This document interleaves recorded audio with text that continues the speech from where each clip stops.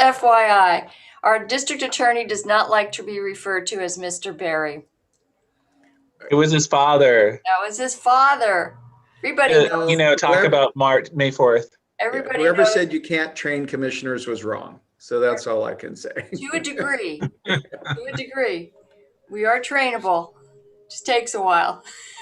No, I always appreciate that, but I always think, especially as an elected official, you're part of the community, and that's how you should be. That's how I've always done it.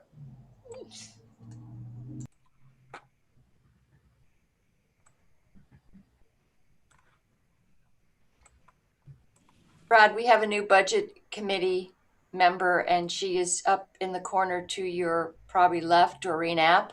Hi, Doreen. Nice to meet you. And nice to meet you. Quite an extensive resume in commercial loans as a senior vice president at Heritage Bank. And you know Rick John. Rick John needs no introduction. He's the owner of Hagen Hamilton.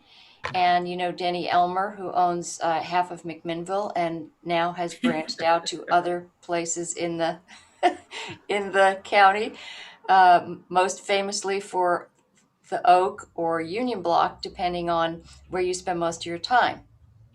Anyway, we've got a very dynamic group. Great. Well, I wish it was better times, because I've always enjoyed coming to budget committee and getting to shake hands and meet people one-on-one for chat a little bit before we get started. So hopefully next time. Yeah, we are in agreement with you on that. I was just thinking that. Thank you, Chair. Yeah. Man, it's tough sitting here for 8 hours all by yourself in a room. It's just not the way I roll every day. We've been doing trainings both for my lawyers as well as we've been on training for law enforcement. And we've really come to the conclusion that probably anything more than 90 minutes, but a 2-hour training virtual is just a long time to be sitting in front of a screen. I mean, you guys were there all day yesterday, I assume, and again all day today. So I can only imagine how long a day that is. Yep. But it was pleasant company. Yeah. Commissioner Sterrett has warned us too that looking at the screens isn't good for us for that much time. So I'm grateful that I have the budget document. So I'm like, okay. Yeah. Well, I did grab a pair of those glasses she recommended, so I don't know if they're helping, but. Well, I have my reading glasses that my eye doctor says helps somehow filter blue light. I understand what that is. I don't know how it works. And I try not to wear them because you can probably see they reflect blue in the camera. Yep. I probably need to look into those. I've never worn glasses this long in my life. It's only, I pop them on to read, but if I don't keep them on, I can't see the screen or my book. So got to wear them for 9 hours yesterday. So, all right, I think we're ready to get going. Is that correct? So we can open day 2, 21-22 Yamhill County Budget Committee meeting. Let's get it going. You make your. And I'm having trouble hearing you, Commissioner Berschauer. At least I did there. I think that was somebody else because I didn't. Okay. It was on mute. That was me muting my phone. Okay. I decided to make noise. Somehow Commissioner Berschauer's box illuminated, so I thought it was her. So do you want me to begin, or do you guys have stuff to do before that? I think we're jumping right in. All right. Well, nice to have a chance to chat with you a little before we get started. I have some general comments that I want to make about the office and the 2 budgets, and then I'll get into the particulars of the 2. I will take them backwards. We have 2 budgets, the 1018 and the 1022 budget. I have frequently through these many years done the 1022 budget first because it's shorter, although it's got some complicators. Ms. Zapp, you may want to know a little bit about that as you look through this and understand how this revenue flow works. And then I'll get into the 1018 budget, which is the challenging budget this year. So let me start a little bit with, we're basically in 2 departments with 2 budgets. The 1022 budget is our Child Support Enforcement Office. And we continue to collect in excess of $5 million a year to aid in the financial security of families in Yamhill County. It's a small office. They do a lot of work. We've had some transitions there this last year that we had a lot of experience leave, but at the same time, we have a new supervisor in there who's just doing a tremendous job. And I'm really proud of the changes that are happening down there. In fiscal year 1920, so for the budget approved for July 1 of 19, we were approved for a major remodel in the office that has yet to occur. It's a major capital improvement project that we're hoping to actually come to fruition in this next year. As I mentioned, as I first got to meet Commissioner Berschauer and walked her through our very unusually shaped office with lots of wasted space, shared with her what the general plan was. We're excited now. The architect we're nearing a final plan. They're getting some numbers, and my hope is to be able to come across the street, using air quotes, in the next month or so with what this is going to look like and share with the commissioners on that. But that's still out there, and it's going to be a big project for us. As you look at the budgets that we have, in particular the 10-18 budget, you'll note that our budgets are basically entirely personnel. Obviously, we have supplies and materials and the occasional stuff, but we don't have cars, and we don't have uniforms, and we don't have things that some of the other major equipment that other county departments have. So when we get in a position where, in fact, we have to make cuts, it has to go to personnel. That's unlike some other departments, but we've always been there. I have, this is my 25th budget, if I'm not mistaken, and it's not uncommon because the county typically provides about a 2% increase that we are then in a position of having to submit a budget with cuts and then talk about the importance of refilling those. And that's where I'm going to be here in a few minutes. Over the last, since 1996, when I first took office, we have increased, the county has increased from about 64,000 people to 100, I think we're about 108,000 now. I haven't seen the final census numbers from the recent census. And in that time, we've increased lawyers by 2 in 24 years. And one of those is a grant funded position. And in my notes here, I was just pointing out that all of our positions are basically general fund, with the one exception of the grant funded position. That's not exactly true. We get VOCA money for our Victims Assistance Office, but primarily grant funded position is the Justice Reinvestment Funds that we receive. And I've been, I think assured is the wrong word, but in my discussions with the Criminal Justice Commission, it appears that the grant funded position is secure over the next biennium. So I budgeted assuming that that's the case. We, caseloads continue to grow for us. Since 2016, we have seen case referrals increase by over 25%. Our cases filed have increased by about the same, a little bit less. Workload in the office, especially for administrative staff, is candidly more than we can currently handle. I have extremely hardworking staff, but there's only so many hours in a day. In this past year, we were aided by volunteers, and we had part-time staff that we added on to aid us in trying to get caught up in it. It's interesting to kind of put that out there since we were involved with COVID through 2020, but we didn't really see a decrease, which I had anticipated, in our ever-increasing caseload. Of particular concern as we go into the 21-22 budget cycle are things somewhat related to the pandemic. As I mentioned, we had increases in our caseload, although it didn't really slow down. Increase from 20 to 21 was almost 5% in case referrals. I expect that these numbers reflect some law enforcement hesitancy on arrests and charging, which would have only made the increase more.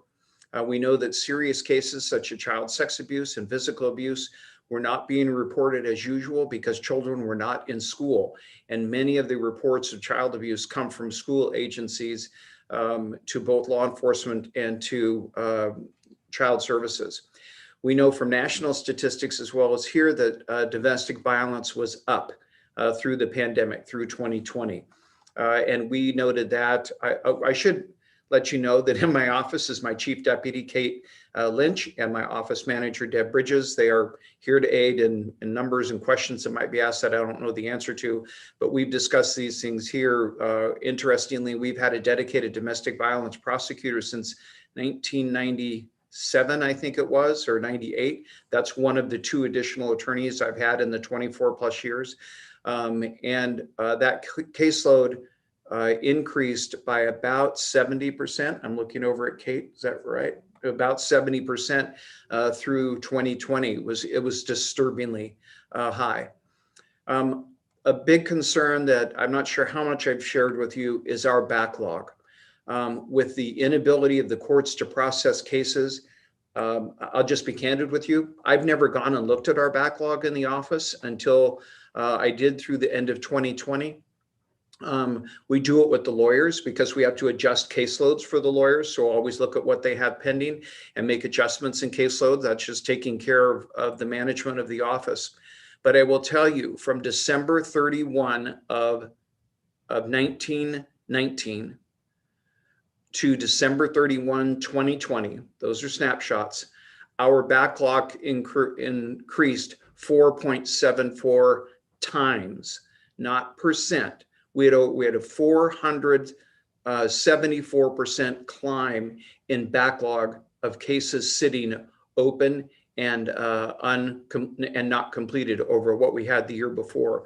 I went back and ran the same kind of numbers from 16, and we had kind of steady increases that you might expect with increasing caseloads, but that's staggering. And we are going to have to somehow deal with those in addition to what's coming in the door every day for us. So those are, just to give you kind of the lay of the land as we are today. I will say that the caseload, the backlog, those numbers are artificially low. I don't want to get into the weeds unless somebody has questions about why I say that. I just want you to understand that these are conservative numbers that I'm giving to you. So having said that, and obviously feel free to interrupt me at any time you want, let me talk a little bit about the budgets directly. And again, I would like to start with the 1022 budget, which starts on page 60 of your budget book. As a reminder, the funds in 1022 revenue are dedicated to child support. In other words, we don't have the ability to take child support budget money and move it to any other function. 2/3 of the revenue that we receive, and it's actually more than that, 2/3 of the revenue we receive is from the federal government. We have an expense of 2/3, 1/3 county match. So really the county general fund covers the 1/3 match in that budget. Additionally, we receive what they refer to as incentive payments from the federal government. The federal government sets goals on child support collection and distribution. And if in fact a state meets those goals, the state receives incentive payments that are then divided among the counties that do child support, as well as the state, because the state collects child support in counties, as well as collects child support for families who are otherwise receiving public assistance. Those numbers are somewhat steady, and at times we get bumps from them because they'll go and do audits from prior years and then they readjust and we tend to get an additional check. But again, all those funds must be spent on child support. Changes in that department, although the FTE is the same number as we had from 20 to 21, we have made some changes. As I mentioned, we hired the supervisor, which was approved last year as a position change. She's done a tremendous job. We were really lucky that Carolina came from state child support and has really helped us become more automated, become more efficient in what we do. She's a great leader for the folks down there. Having said that, we lost 2 people who had a lot of experience. Peggy Snow was our DDA in that program for 20 plus years. And Juliana was our lead worker, and she also left this past year.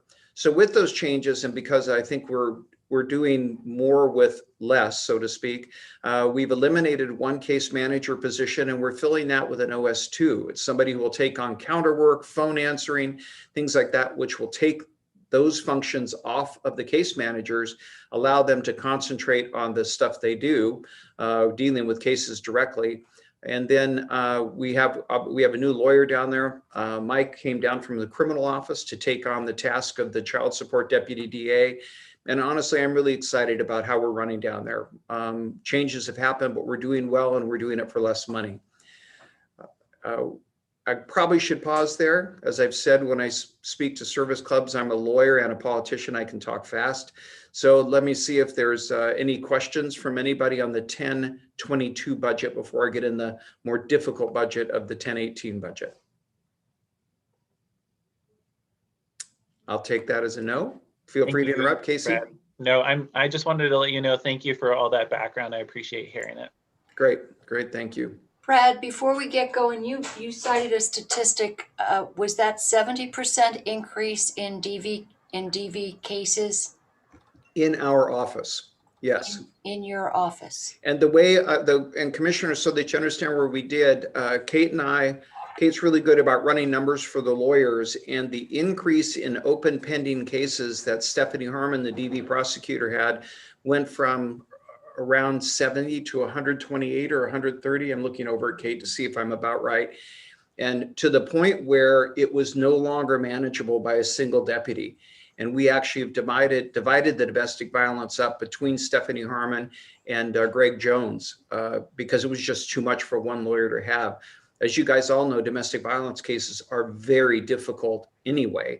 They have dynamics that most cases do not have, and they have a much higher go to trial rate than many of the other types of cases that we handle. So does that answer your question, Commissioner Starrett? Yes, Brett, and the time frame was just basically last year. COVID driven, yes. In November, she had 135. So Kate's handing me some numbers. So let me look. I'll get you the exact numbers here. Yeah, she had 135 open and pending cases in November of 2020, which is significantly higher than normally she would have had. And again, that showed an increase in referrals, one, but more importantly, we couldn't get the cases to trial. So they're sitting out there pending. And time delay is never good for the state, rarely good for the state. It certainly is horrible when you're talking domestic violence cases, because these families move on. And as reticent as victims in domestic violence cases are often to testify against their partner, their spouse, their significant other, as these cases get older, they more and more drop off and become very uncooperative. And so, and the defense, recognizing that, set a lot of these cases for trial. Thank you. Mm-hmm. Okay, moving into the 1018 budget, as everybody knows, we as department heads are required. Hey, Brad. Yes. Sorry, before you move on to 1018, before we leave 1022, Mm-hmm. I just wanted to clarify with what you have presented in the budget, because I know you talked about making some adjustments to your FET and the salaries, and with the changes. Should there still be 3 office specialist techs? Yes. And should Yes. that program coordinator FTE be moved down to the special, because that's a vacant position right now, correct? The program coordinator has been eliminated, maintaining the office specialist techs at 3, and essentially the FTE on the program coordinator would now become an OS2, that FTE. Obviously not the same skill set, but it's still the same number of FTE. Okay, because in the proposed budget, we still have FTE and a salary booked to 401.24.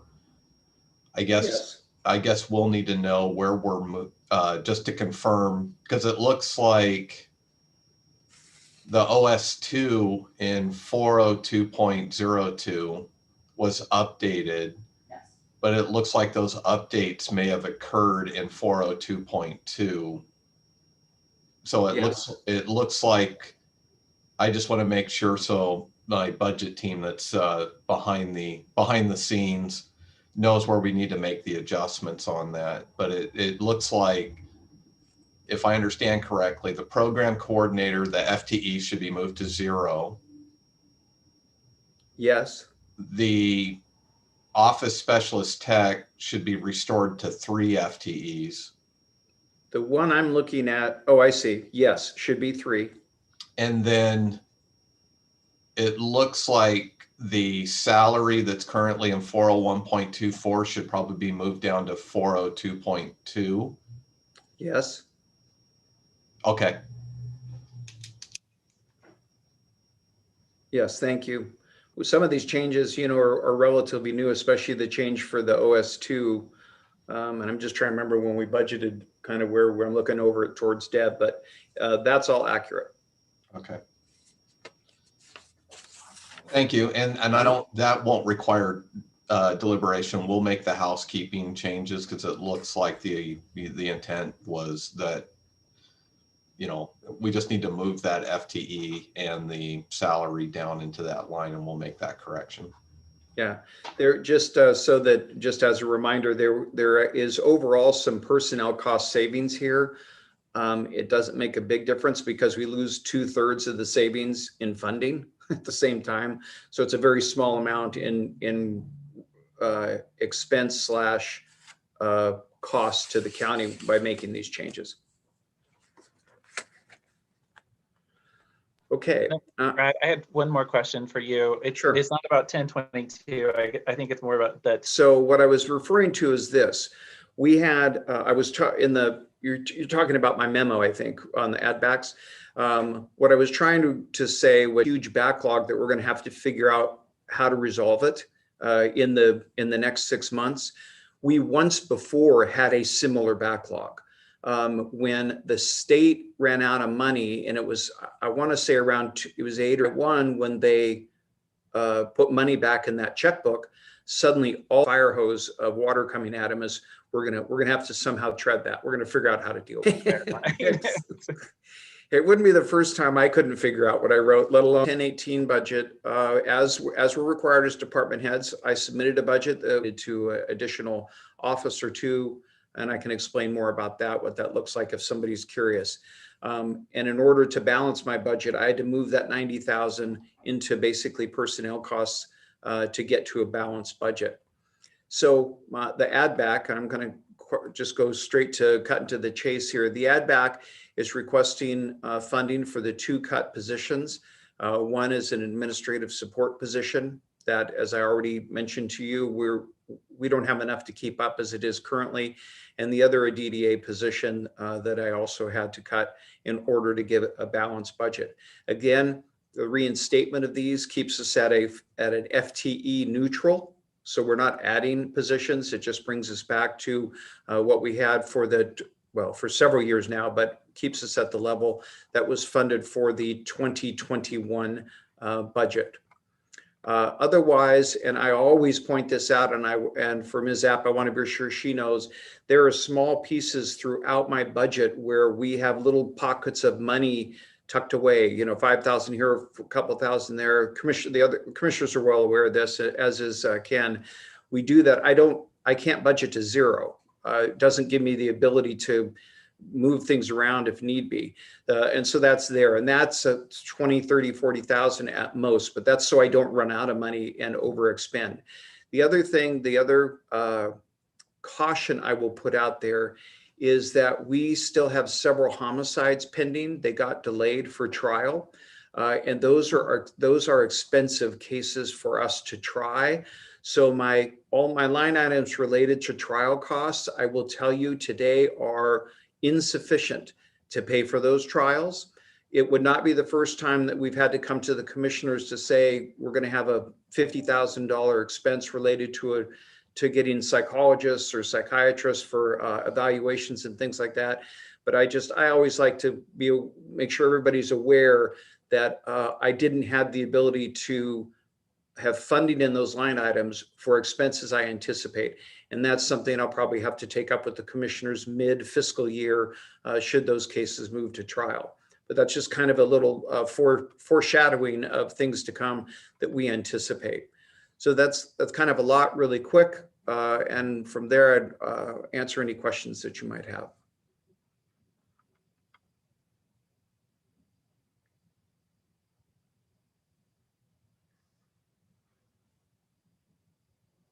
Thank you, Brad. You bet.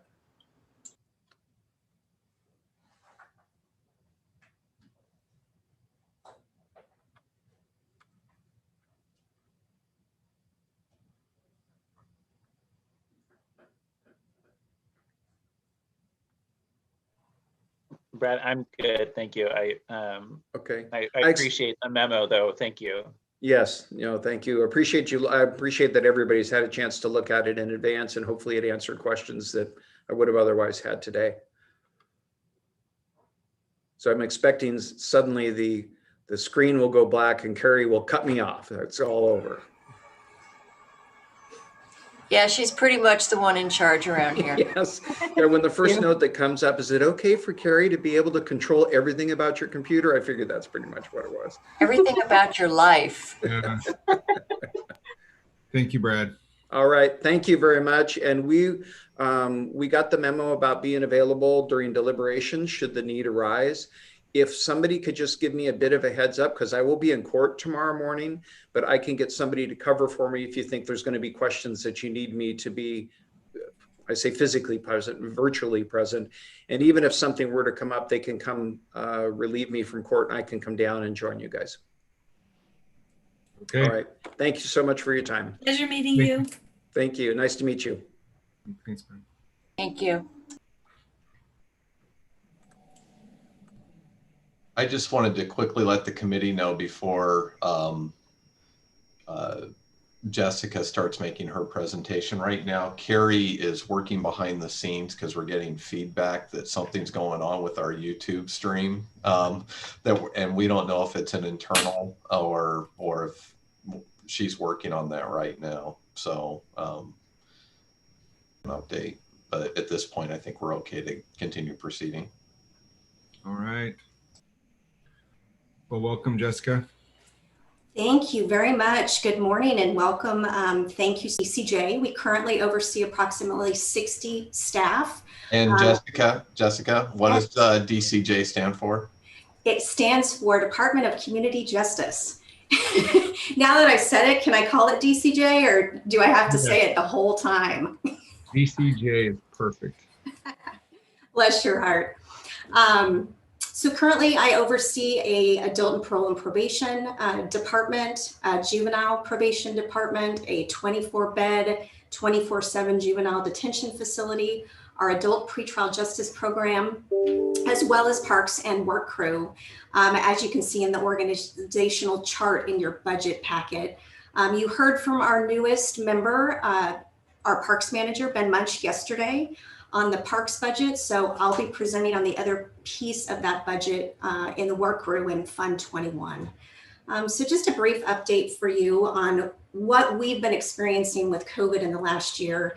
DCJ has experienced numerous operational challenges, obviously, but I've been really, really impressed with both my employees and my managers about how quickly we were able to address those issues to ensure the safety of both our employees and the customers that we provide service. We quickly learned how to use virtual means to maintain our contact standards as well as in-person meetings. You may see at the annex, Parks was kind enough to offer us several park benches, picnic benches that we put around the office to provide that alternative for POs, as well as our center room, which if you visited the annex recently is a very large room that we were able to change into several quarters to provide a larger space to meet with our clients. Some of our biggest challenges have been the limited use of the jail for sanctioning, and obviously that was due to strict COVID protocols and lodging criteria. But the POs have done a fantastic job both on the adult and juvenile side with adapting other methods of addressing violations for sure. Additionally, we've been working in close partnership with Lindsay Manfred, Director of Public Health, as well as the Department of Corrections with regard to safe release of our adults in custody that are releasing from outbreak facilities back to Yamhill County. And it's been quite an effort, as you can imagine, as these folks need special safe transport, as well as typically quarantine for 14 days. And that has also been a challenge, whereas we don't typically have the ability to enforce the quarantine. We've done the best that we can, and quite frankly, we've been pretty successful in our partnership with public health and our POs and just maintaining contacts with those folks as they release. As you can imagine, you know, being incarcerated several years, looking forward to seeing family and friends, and you get out and you're told you're cooped up in a hotel for 2 more weeks. So it's certainly a challenge. Additionally, we've been working with Department of Corrections and the governor's office on COVID commutations, which allow folks to be released 6 months early, or for those experiencing vulnerable medical issues. This, of course, has presented a further challenge for us as subsidized funding for housing is a limited resource in Yamhill County. And typically these folks may not have a housing plan in place. And then of course, quarantine if releasing from an outbreak facility. We additionally continue to work very closely with public health for those adults in custody who are releasing in need of a second vaccine dosage. And we've developed quite a smooth process for that as well. On a good note, I'm very pleased to share with you that in our detention facility, we have been able to avoid even 1 positive COVID case in our youth due to the precautions imposed. That's pretty fantastic. Commend my staff for that. However, as a result of COVID, we did experience suspension of work crews and a significant overall decrease in our correctional population, due much in light of the backlog that Brad discussed earlier, which will cause a significant loss of revenue for us as well. And you're probably very familiar with the passage of ballot measure 110 by the Oregon voters in late 2020, and that will also have a significant impact on our budget. We shall see how everything plays out with that regard. Regardless of these setbacks, my team remains very optimistic. We are working in close cooperation with the sheriff to open up the possibility of more jail beds for short accountability jail sanctions. And I'm pleased to tell you that we were able to begin work crew again through our jail as of last Friday of last week. So I'm confident that we will continue to be able to provide robust supervision, sanctions, and services to our justice involved individuals despite our budgetary challenges, which you'll learn about in just a bit. I also foresee that many of the technological advances and virtual means that we have discovered during COVID will continue to serve as another tool to serve our population. So turning to discussion of next year's fiscal budget, here's just a little background for you on how typically adult community corrections funding works. So we're primarily supported in Fund 21 by state funds. In fact, I believe it's 91% based on the current budget that you have before you, and 9% county general allocation. However, each fiscal year I'm put in an odd position in that the county obviously needs to begin budgeting typically in January or February. And unfortunately, the state budget and community corrections budget isn't finalized until July.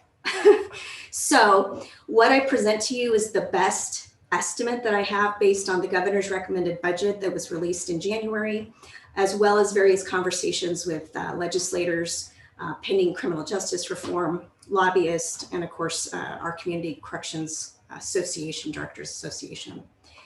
So wanted to explain just a little bit about that funding.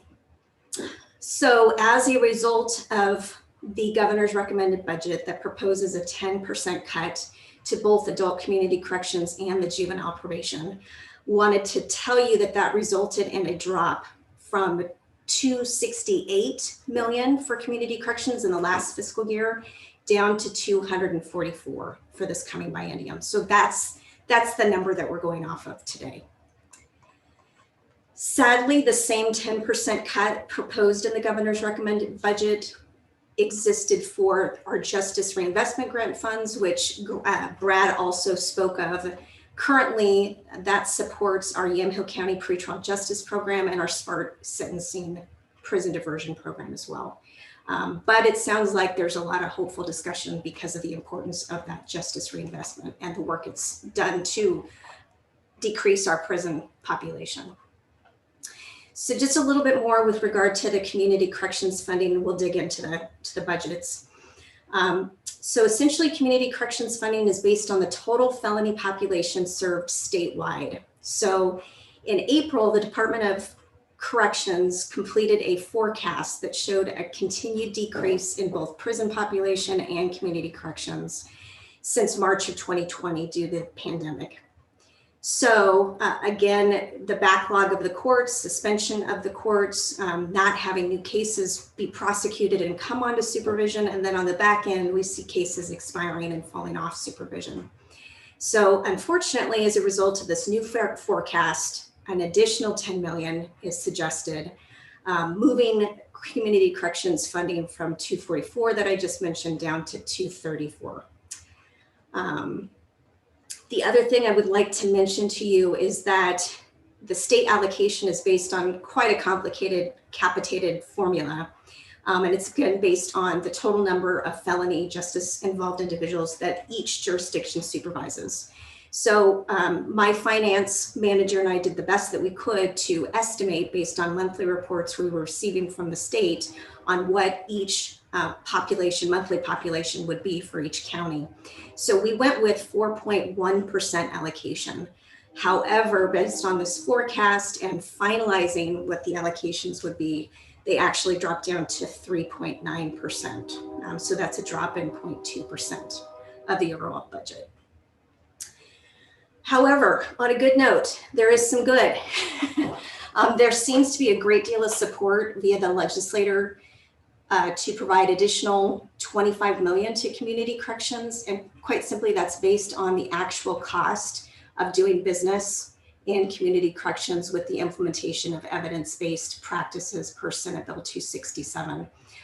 Business is just done differently than it was in the old days when I started my career. And it just takes more time. And quite frankly, because of that, it's more effective.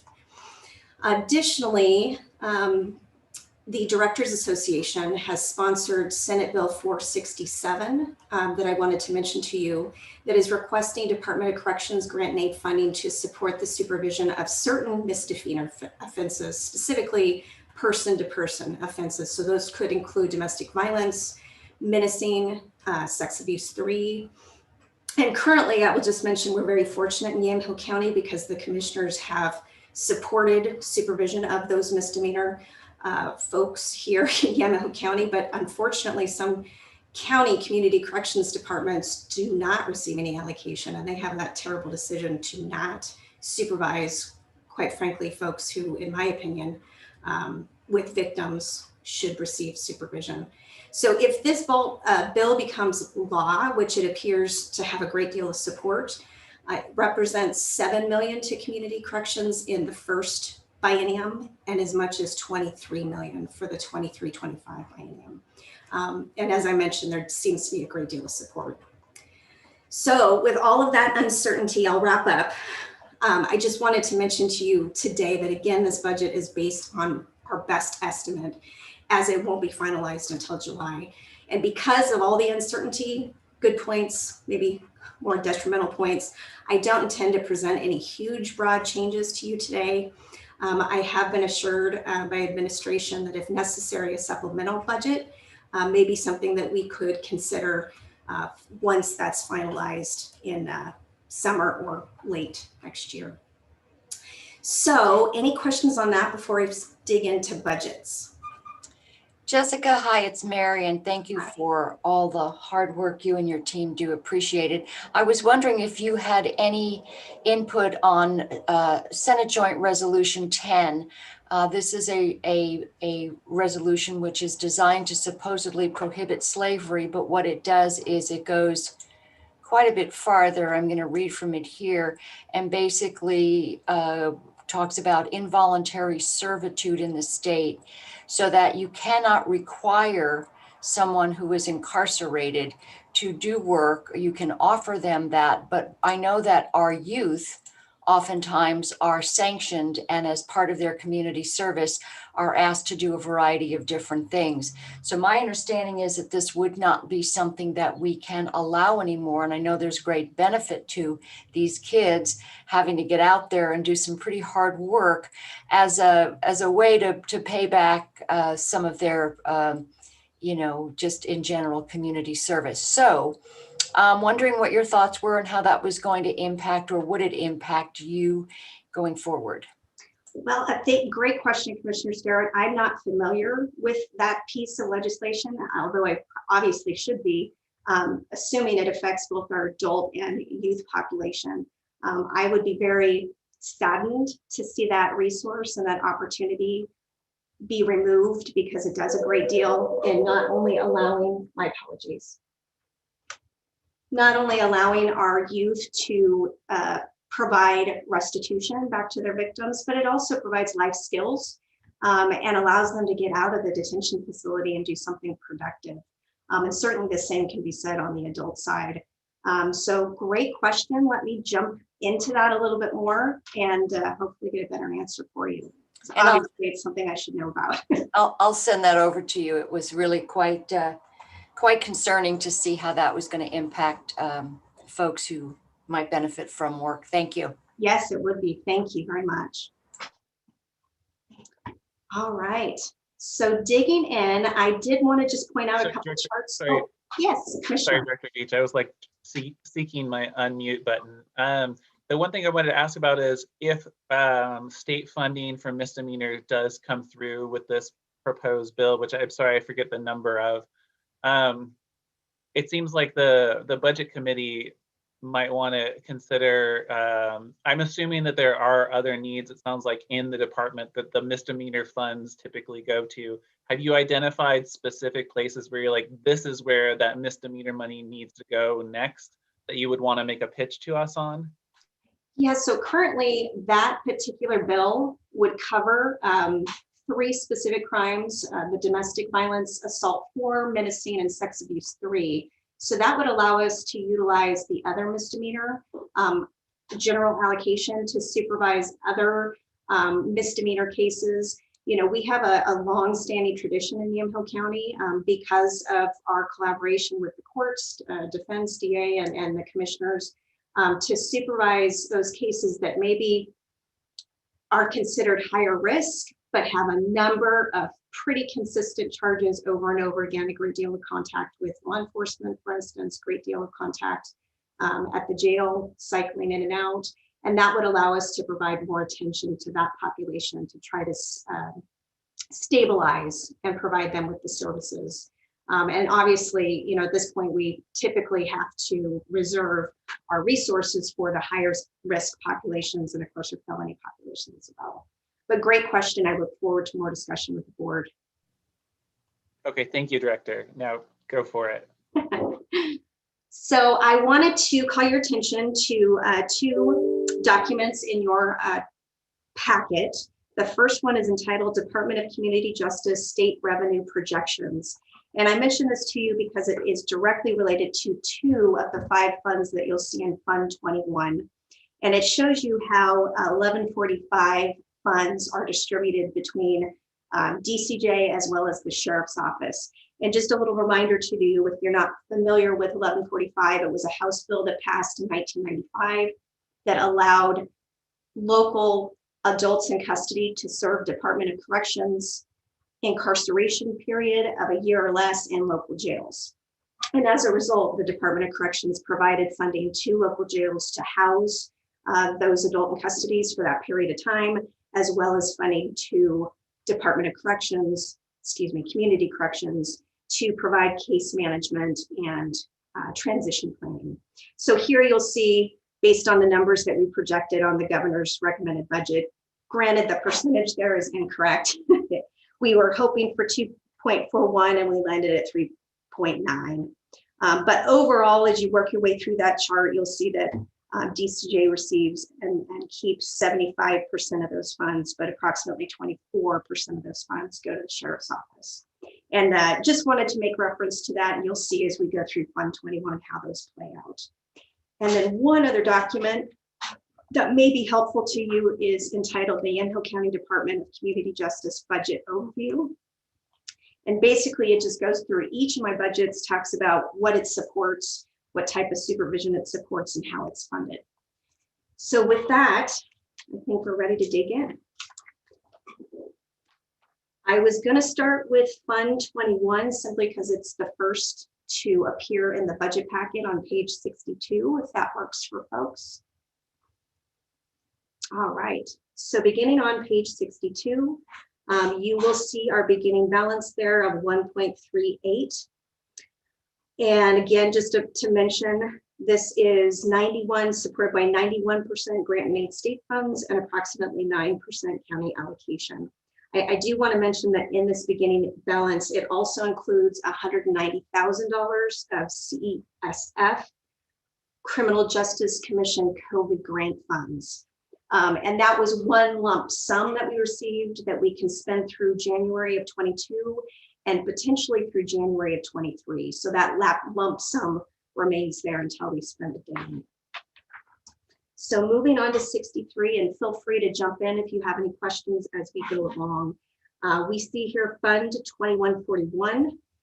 This is the first budget that you'll see with regard to 1145 grant and aid jail funds that support the incarceration of the adults in custody with Department of Corrections with a sentence of less than a year.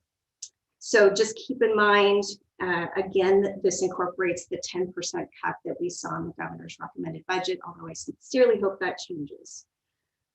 So no real changes to revenue. This budget stays pretty static.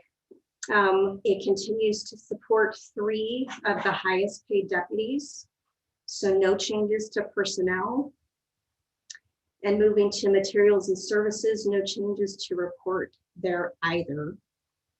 And then we see at the bottom, approximately $6,000 placed in reserve for the future. Any questions on 2141? All right, not hearing any. Moving on to page 64. This is our Fund 2144, and this is the county general allocation we received from the Board of Commissioners for misdemeanor supervision. This is also a pretty static budget as well. You see there in revenue, our county general allocation transfer. And this currently serves to support 2 probation officers, and typically are lower paid officers. So no changes to personnel to point out to you. And I should mention that was my plan, was really just to go through and point out major changes as we go through. But feel free to highlight anything that you have questions about. And then moving down into materials and services, just general overall small cuts due to the increase of the FTE and roll-ups that we see each year moving through. So again, just to remind you, I really value the commitment of the Board of Commissioners to continue allowing for general allocation, because it does allow us to continue to supervise person-to-person cases that we may not be able to do so otherwise. Any questions on Fund 2144? Excellent. Moving on to our next budget on page 66. This is our largest budget, 2145. And this is the grant and aid Department of Corrections felony state funds we receive. And again, mentioning the 10% governor recommended budget, which I hope we will see end. The first change I want to point out to you, looking into revenue, and really the only change, is the first line, 33115. And you see that is zeroed out, and that is again because of the CESF funds, and it was a lump sum that we received. So it's not expected that we'll get additional funds. And no other changes to revenue unless there are questions. Moving down into personnel, I do have a couple changes to share with you on line 40203. We do have a proposed change in FTE from 2.5 to 2.7. And really what all of that is moving 0.2 of an FTE into Fund 2145 from 2167. So no cut per se, just a change. And currently it better reflects the workload based on the decrease in the 1145 caseload that we've seen as of late. And I do have 2 other changes to share with you. Moving down to line 40336, we are asking for a cut in probation officers from 11.4 to 10.4. This is a vacant PO FTE position that we've held open for approximately a year. And I'm very, very pleased that I made that decision based on our current budgetary situation now. And then one last change in personnel to point out, moving down to 482, extra help. And I only mention that to you because we also made the decision to cut 2 of our paid intern positions. Quite frankly, during COVID, there wasn't a great deal of interest because school was mostly held virtually, but that is always something that my department has supported. I know the majority of our PO staff all started as interns and practicums through college. So unfortunately for this fiscal year, we had to make that decision to cut. Moving on to page 67, no other changes to personnel unless you have questions.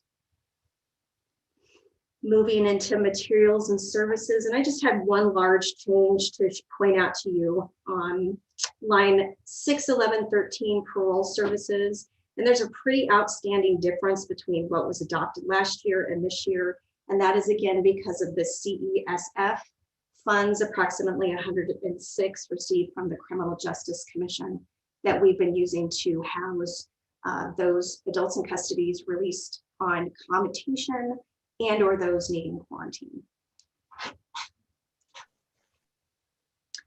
Other than that, you'll see, we made some pretty significant cuts to, miscellaneous training, travel expenses and such.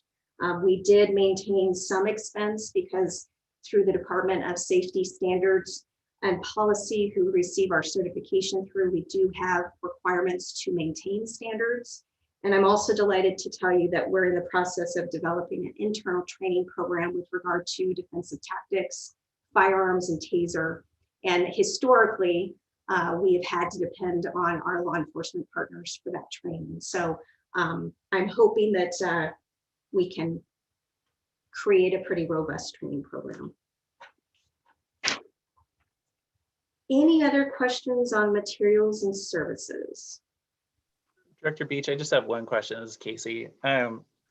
Maybe I missed it because I wasn't quite looking at the number when you were talking about the extra help, but it's you have put in 50,000, and it looks like historically it was about 15 to 16,000.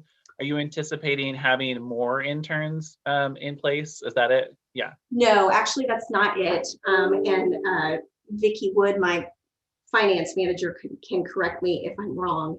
But I think that's with regard to potential retirements and allowing folks who do choose to retire to return to assist in transition and training.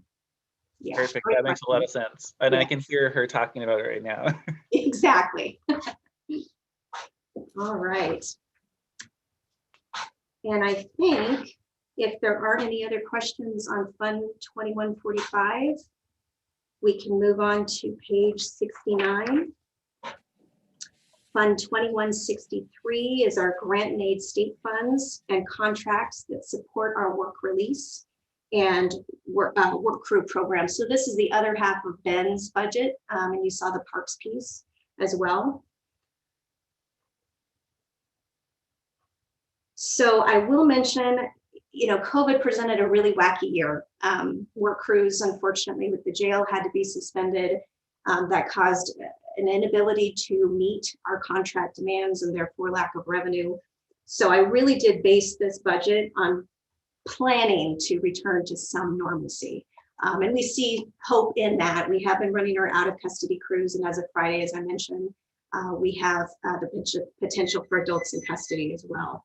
So I just wanted to mention that, but nothing specific to mention to you with regard to revenue, other than the 10% governor recommended cut. So moving down into personnel, we do have some changes, and these were reflected in Ben's presentation in Fund 1081.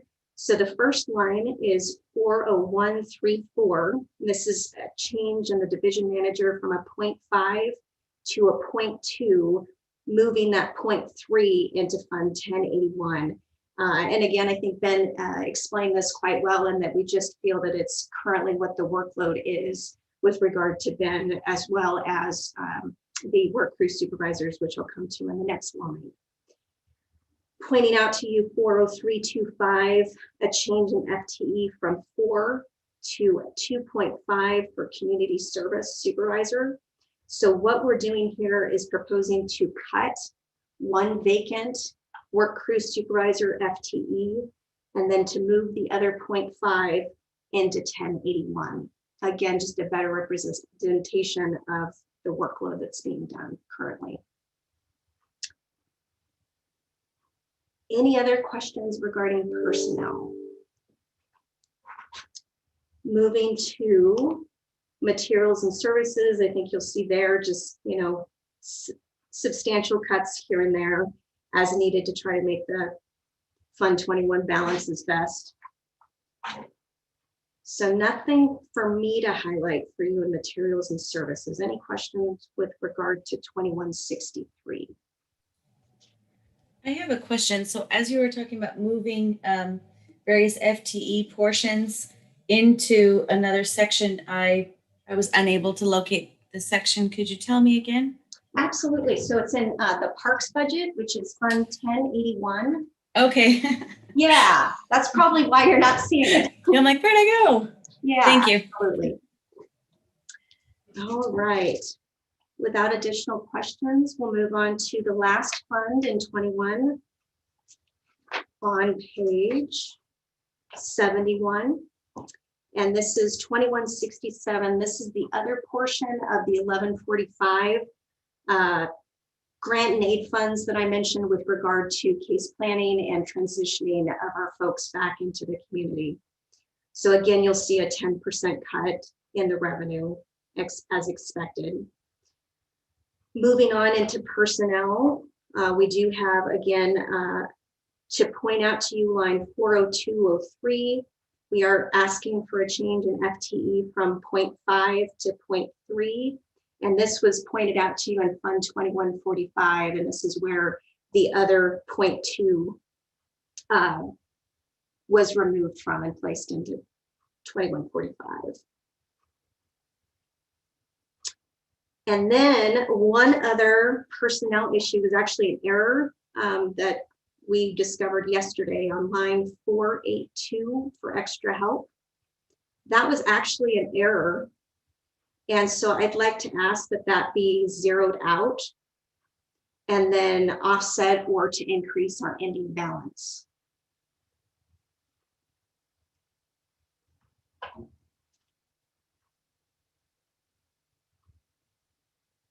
Any additional questions with regard to personnel?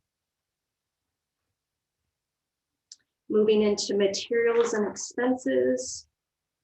Unless there are questions, I don't have anything to highlight for you here either, other than just miscellaneous cuts to this tight budget. So lastly, moving on to page 73, you'll see our ending balance on 99001. And then of course, per my request in the last budget, if we could increase that ending balance by $5,000 to 468,539.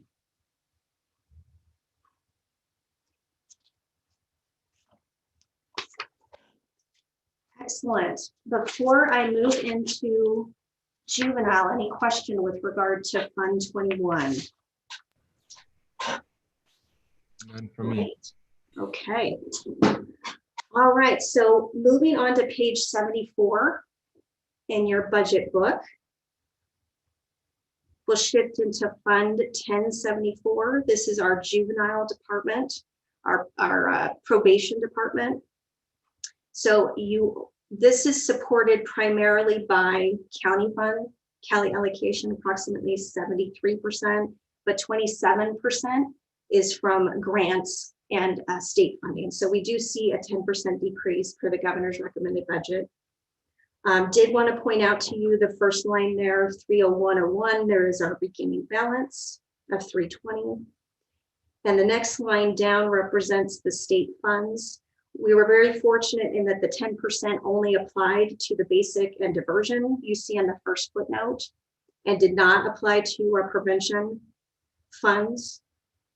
The last footnote I would mention to you is this is a youth development division grant that we received last biennium, and it goes to support an education specialist that connects our youth who have high risk needs issues with regard to education.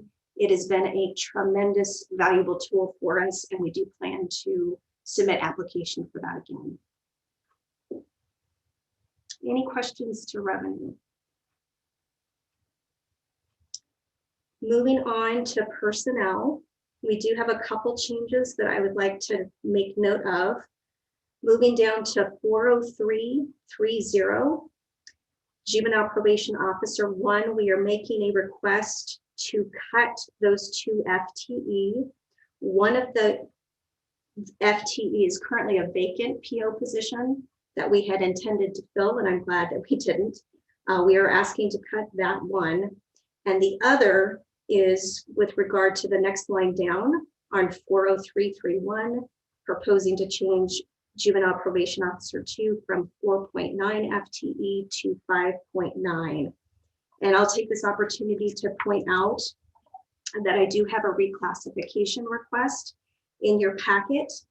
And this is with regard to that reclassification. Typically, our newest POs enter into the field as a PO1. And as they go through training, they generally supervise and handle lower risk cases. But as time increases and they develop their skills, they're able to work with higher risk and more complex cases. And this particular employee has become very instrumental to us, particularly during COVID, in which various staff members were on various types of leave. And so I do want to remind the Board of Commissioners, they did approve her for intermittent out of class pay beginning as of April 9th of this year.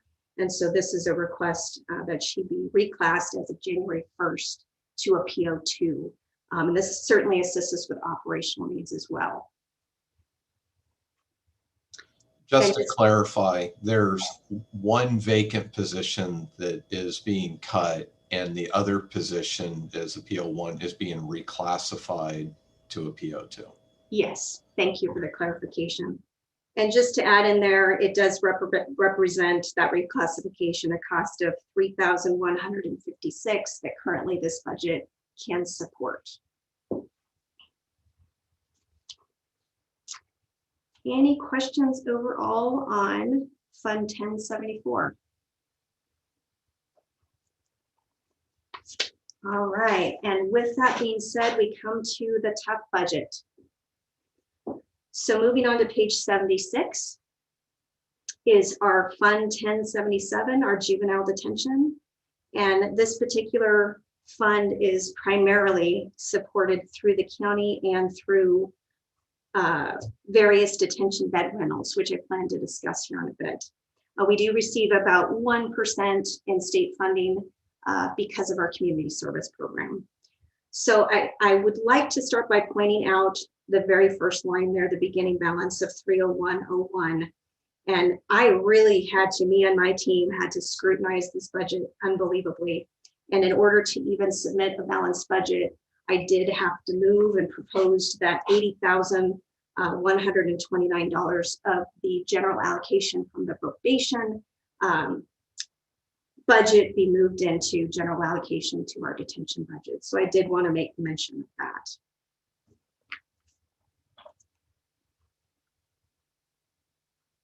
I'll also make mention of the next line, 33411. This is the state funds that I mentioned we usually receive for community service. You'll notice that year to actual, it actually represents 0, and that's simply because we had suspended crews for such a long time due to COVID. And then I'd also like to point out line 34202. And this is with regard to the revenue that we receive from our contracts with various providers. So just a little background, in the state of Oregon, there are currently only 12 detention facilities that support 36 counties. So it's very typical that contracts will be developed because there is such a need for that accountability option. And although we try to avoid it at all costs, certainly there are situations in which there's nowhere for a certain youth to go, or the crime is so heinous that they need to be housed. So I wanted to mention this to you because in the last fiscal year, we had a Polk County contract that represented our largest amount of revenue. And unfortunately, they had to move from 5 beds to 4 beds.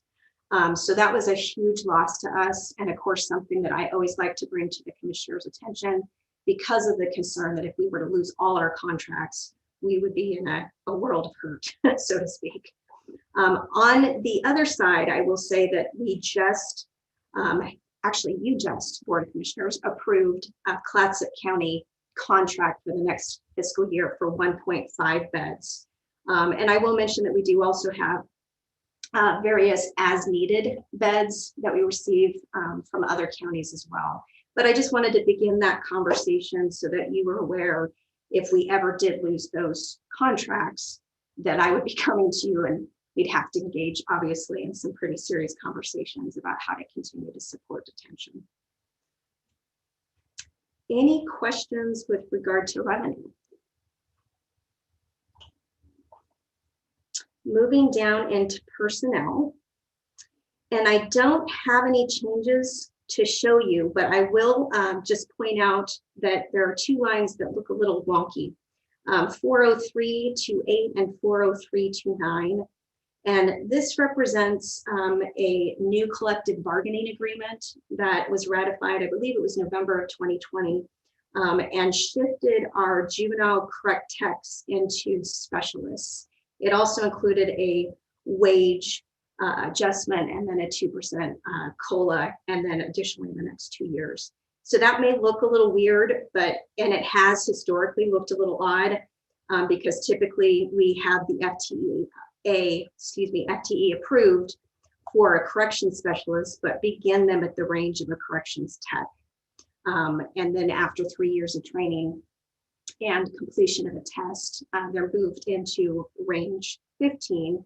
And of course, that was changed by the collective bargaining agreement to range 16. So hopefully that answers that confusion. And no other changes with regard to personnel unless there are questions. Moving into materials and services. I do have one main change I want to share with you, and that is down at the bottom at 78052. And that is an internal transfer to Health and Human Services, Family and Youth specifically. And I do have an add back request that you have in your packet with regard to this issue. Because this budget was so tight, we had to make the decision of decreasing the FTE from a 0.5 to support only a 0.25. I should mention that this came into effect in the 2018-19 fiscal year, and as you can imagine, has provided a tremendous resource to us to have an in-custody mental health worker that is checking in with our youth on a daily basis, establishing rapport, facilitating various cognitive or drug and alcohol-based programs. And so we certainly hate to see that decreased from a 0.5 to a 0.25. And so in that add back request, we are asking that the county consider increasing the county allocation by 2.5, representing an ask of $38,528. I will make mention the numbers, if you look at what was adopted in the budget and the proposed budget, look very similar, but that's simply because it was added in 2018 and Family and Youth did not request any adjustments in the salary. However, this particular person received special licensing. As a result, they were reclassed. And then, as you are aware, AFSCME YCEA received a wage adjustment per a collective bargaining agreement that was approved. So we do see a significant increase in the salary for that particular individual. Any questions on materials and services?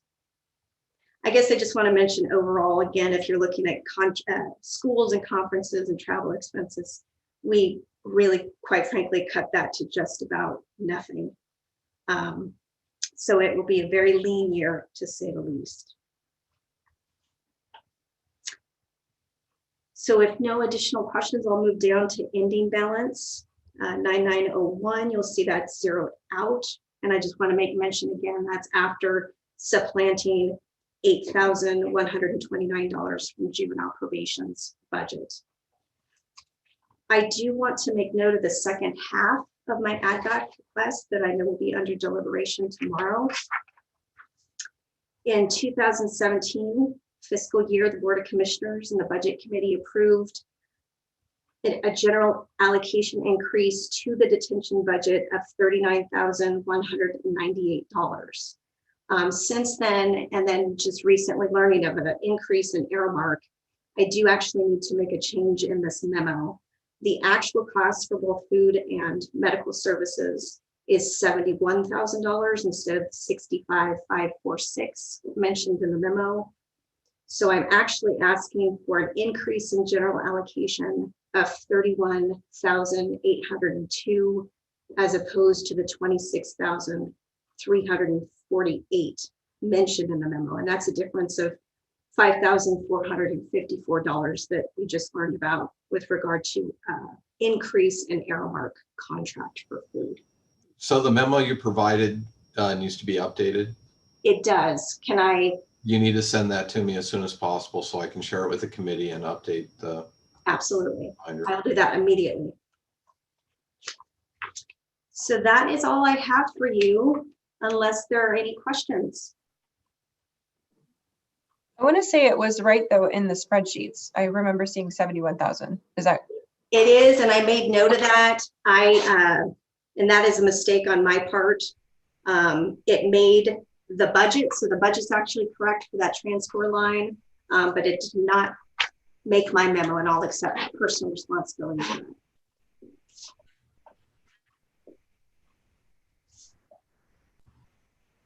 Okay. Well, I sincerely appreciate your time and I appreciate your efforts. I can just imagine how laborious and especially. I think there's a question. Oh, yes. Denny, were you about to ask a question? I'm sorry. Oh, no, I was gonna okay. Thank you for all she's doing. It seems very challenging to keep the doors open right now. I sincerely appreciate that. Thank you very much for the support. It was nice meeting you. That was a lot of information. Thank you. Thank you. Thank you, Jessica. Thanks, Jessica. See you later. Do I sign off, Carrie, or what do I do here? I leave? Sign off. Yeah. Sign off.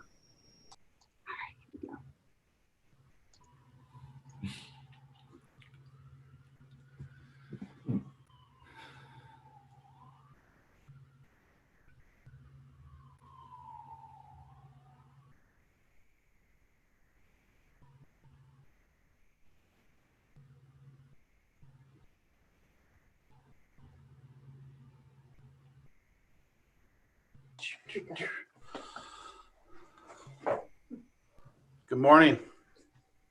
Morning, Mr. Slanson. How are you? Morning. Morning, Sheriff. Morning, Tim. Are you guys ready to go, or are you wanting to take a break? Everybody okay with a 5-minute break real quick, or quick break, or? Yep. Okay, we're gonna take a quick little break and then we'll jump right back on. Thank you. Thank you.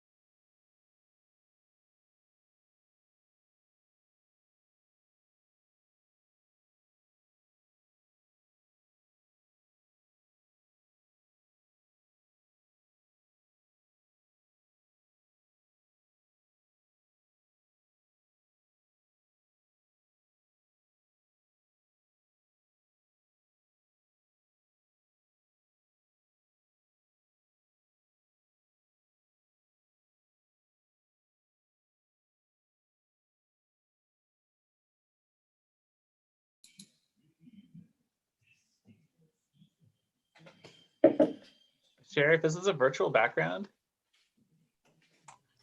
No, it's my office.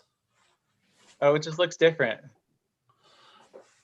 Because I stood up, and so you can't see the table behind me with all the laundry.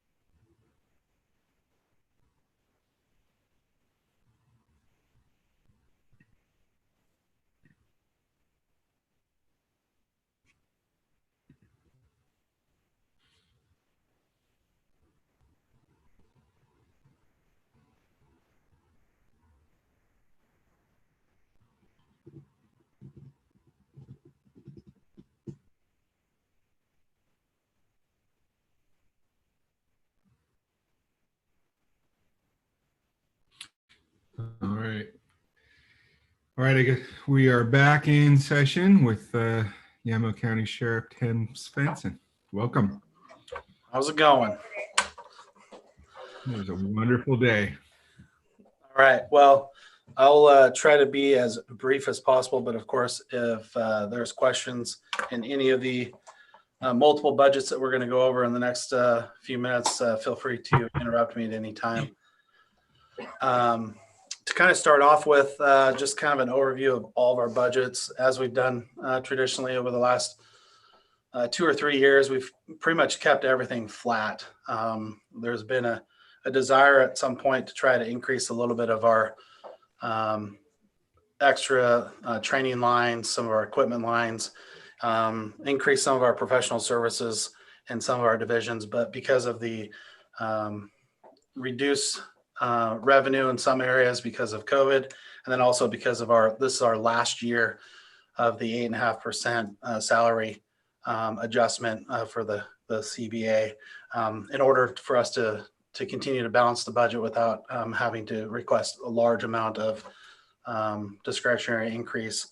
We pretty much had to keep everything flat again. So this budget will includes basically the 8.5% salary increase. You'll notice all of our budgets, for the most part, except for 2, are going to have a budgeted ending balance of less than $25,000, which is not ideal, but we did that in order to balance all the budgets.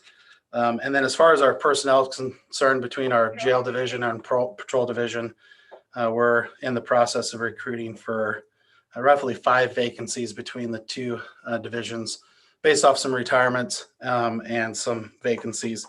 And in addition to that, over the next fiscal year, we're looking at having possibly up to 5 retirements with individuals who are right in that area that might be able to move on down the road. And then as we continue to work through budgets for next year, I've talked a little bit with Commissioner Berschauer about some of the ideas moving forward on some, what could we do better for our office as far as growing our office. And there's a couple of things that I think that we could really benefit from. And one would be a position specific to grant funding, grant writing. I know the county's got grants and an individual who helps us with grants, but there's a ton of law enforcement money out there that we're just kind of leaving on the table just because we don't have staff time dedicated to work on that. And then the other one, which is I'm sure you'll hear if the county council hasn't already had their conversation, I'm always interested in finding a way to try to find some money to dedicate so that I can have an attorney that's works with the county council but is dedicated specifically to our office. Unfortunately, the sheriff's office as a whole has so much going on between the jail and patrol division. I think we could benefit from something like that down the road. But of course, that's something that we'd be looking at, much farther down the road.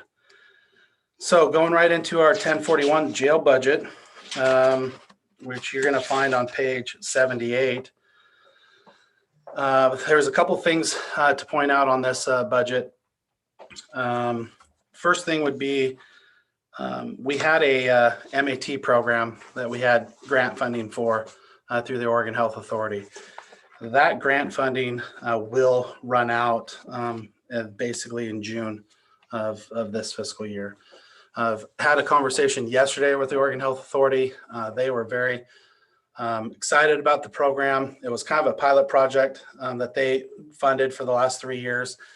They do have a little bit of additional funds that we might be able to apply for that might carry us over for a few months. But one of the conversations that we've been having that's been kind of put on hold with HHS because of COVID is what would it look like to have our local Health and Human Services to be able to assist us in providing that program and continue that MAT, which would be it's medicated assisted treatment in our jail setting. And that's a conversation I had with Lindsay about a year ago. It was something that they're interested in doing. She has a pretty robust system set up in place for the community members at this particular point. And so our grant once it ran out, we would no longer be required to use the vendor that we are currently using. And as I discussed with them yesterday with the Oregon Health Authority, they are very supportive of us moving forward and trying to find a way to use our own Health and Human Services for that. That is a project and a program that was funded in our budget for grant purposes, but because of several reasons and the need to move some funds around this year in order to balance the other patrol division, we were not able to fund that position or that program moving forward. Part of the reason why you don't see an actual add back request for that particular program is because I don't really know what that would look like and what that would cost us with Health and Human Services, because it's not something that we've had the opportunity to really dial in and figure out exactly what it is that we would need to pay for. But my plan is to continue to have those conversations with Health and Human Services so that we can figure out a way to continue moving that forward. The only major budget changes you're going to find in this particular fund. The first one that I'll point out is on page 78. It's right there as the 331.15. It's that Cfdaa federal grant. That's that COVID relief grant that Jessica had mentioned. It was a specialty grant that we applied for through the Criminal Justice Commission. In our particular case, we have all sorts of stuff that we were able to pay for COVID mitigation in our facility using those funds, to include some infrared cameras that we have in there that will help assist in taking temperatures of AICs, a ton of disinfecting equipment and spray equipment that we use in our facility, and also paid for a full-time health and safety compliance deputy position that we have up and running right now. And their primary responsibility is to make sure that we're meeting all the guidelines when it comes to COVID, and then also helps us with all of our other mitigation for all our other health and safety concerns in the facility. So that carryover, that 173,264, is what is carried over from this current fiscal year that we will be using for the remainder of the grant period. The next change is going to be on page 79. And Ken, I don't know how you want to deal with this one, but it's the 493.40 life insurance. The numbers that we got in the budget instructions were not necessarily the right number that we're supposed to use. And so working with Barnhart, we figured out that that particular line is under budgeted by $2,400. And obviously the jail fund does not have an ending balance to pull from. So we either just leave it as it is with the understanding that it's going to be overspent with probably some savings someplace else, or we can make the adjustment to be the true dollar amount, but I'll leave that up to you, Ken, on how you want us to handle that particular one. And then our license and support 683.07, that particular line has got a pretty large increase. We originally typically budget only around $70,000 in that line, but it's up to $101,000. That is for the maintenance agreement that we have on the new camera system. So we've added the additional maintenance support agreement for that entire camera upgrade. As you recall, we were involved in that major, it's about a $1.6 million project in the facility that's done now. That maintenance agreement covers the service of the equipment, the after hours call out if we have any issues with any of the cameras, and it is an annual service agreement that we pay to maintain that system.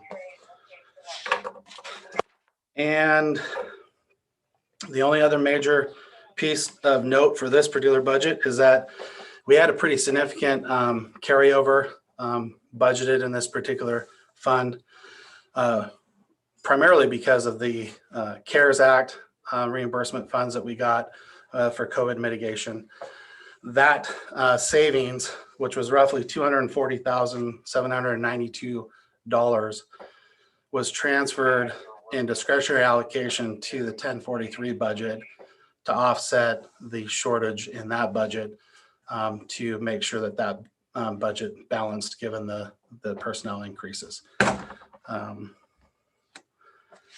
But other than that, I know that we've been having conversations at a kind of more of a larger scale. I think as we're looking at possible ways to do any type of improvements to that facility, I think there's probably some opportunities for us to be able to use some of the new ARPA money to do some capital improvements, primarily with our HVAC system. I know we've talked a little bit about it with maintenance already, about some concepts, but we'd be open to any conversation on any type of capital improvement that we can make to that facility that we can tie to that COVID funds would be probably beneficial for our office. Any questions on the jail fund?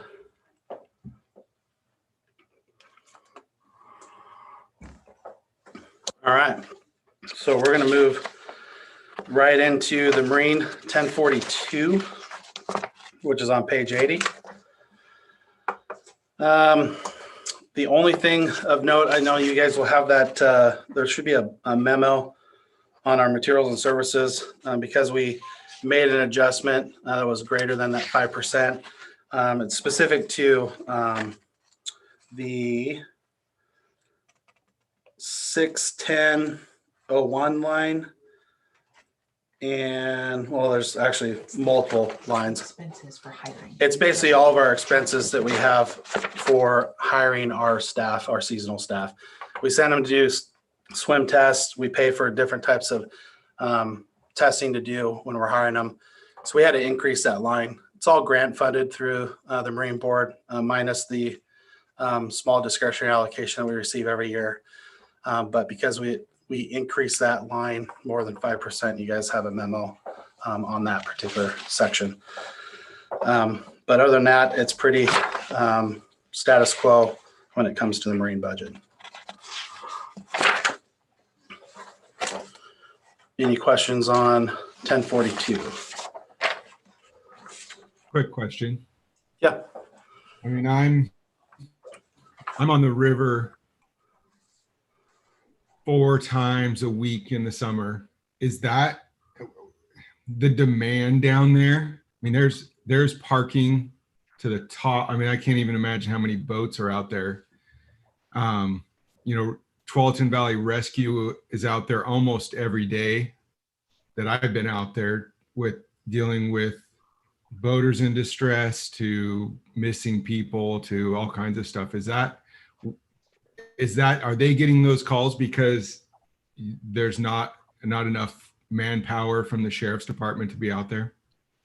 There's multiple reasons as to why. Part of it is the Marine Board. If you see our allocation that we get from the Marine Board is not very much. They use a statistical method to drive how much money they're going to give to the programs. And we advocate every year that they need to not go based off of the number of stats that we have based on number of boater contacts we make, because if we have less staff, less personnel on the river, we're making less contacts every year. And with the Willamette Valley and that particular stretch of the Willamette River, Rogers Landing is the largest used boat ramp this side of the dam or the falls.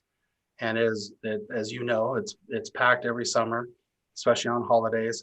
And so of the 62,000 that we get from the Marine Board, we probably could have a full-time program and still not have enough staff out there to accommodate.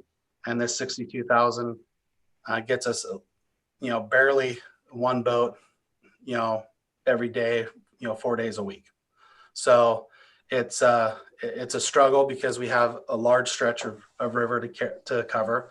We go from the I-5 bridge in Wilsonville all the way down to Wheatland Ferry. Wheatland Ferry is a heavily populated area where a lot of people will come to recreate because they drive right down to the beach. We have a lot of calls down there, concerns down there with swimming, people swimming without life jackets. We've had a lot of drownings down in that area.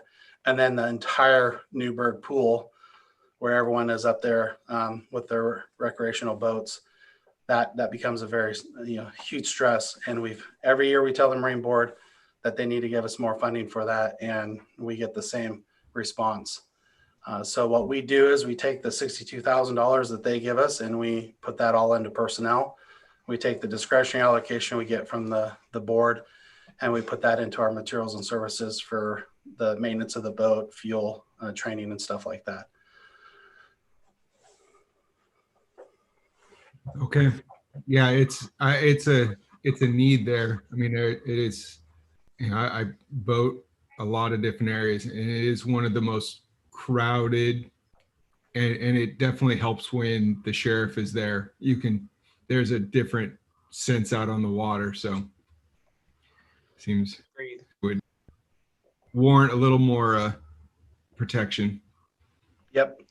We do quite a bit of, obviously if we don't have a boat on the water and there's a call, we do a lot of call outs. We have several Marine certified deputies can assist. The problem is that we just don't have the ability based off the funding to actually have them out there when we need them, because the presence, I think, is the biggest piece. People tend to play nice when they see the sheriff's boat cruising up and down the river. A lot of times it's just the truck parked there that everybody knows you're out there somewhere. Yeah. And I've talked to enough people, that's just having the truck parked there with a trailer would change people's thoughts out there. They know you guys are out there. So, all right. Thank you. Perfect.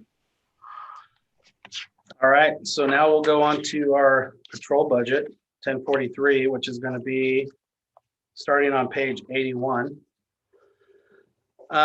So there's a few moving parts on this one, and I just recently, as of Thursday of last week, finalized a phone call that I had with ODOT with their traffic safety program. I came to the board a few months back with an opportunity for us where we were looking at the possibility of being able to be eligible for some grant funding through ODOT to pay for a dedicated DUI enforcement position.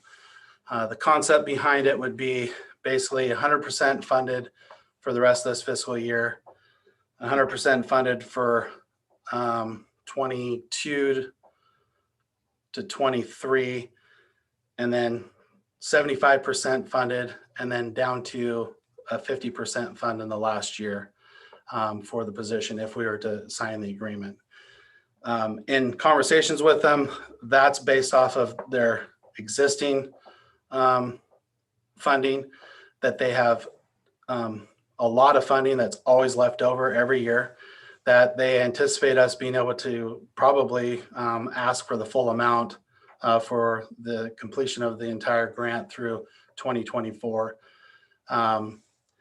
They know and recognize the need that we have in Yamhill County at the time. We had several fatality crashes that were DUI related, drug DUI related. One of the things that, if you've picked up the news register yet today, or if you're going to pick up the news register, you're going to see an article on the front page about the work that we did on Sunday night. Within about an hour and a half, we had 4 DUI arrests in our county. On Sunday night, we had at 7:22 p.m. on 18, there was a driver arrested for DUI marijuana. At about 9 o'clock on West Side Road, we had a DUI arrest. They had a BAC of 0.19. At 9:08 in the city of Lafayette on 3rd Street, we had a driver who was arrested after a crash.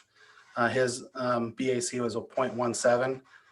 And then at 9:17, we had another one in Lafayette arrested for DUI who crashed into a parked vehicle. His BAC was 0.24. So this is a continued concern, continued need. I have been sent the copy of the draft contract.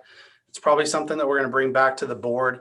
The only reason why I mention it now is that it could have a budgetary impact for next fiscal year, because if we sign on to the grant, if the board agrees with the concept for the next 3.5, 4 years, there would be basically an increase in our revenue line and an increase in FTE. So it'd be an in and out. The only thing that we would need to come up with is a $50,000 matching grant portion, which is basically the purchase of the vehicle to equip it for that position. So I bring it up just for this conversation because it is possibly a budgetary impact, but it is something I plan on bringing back to the board at a later time for final approval moving forward.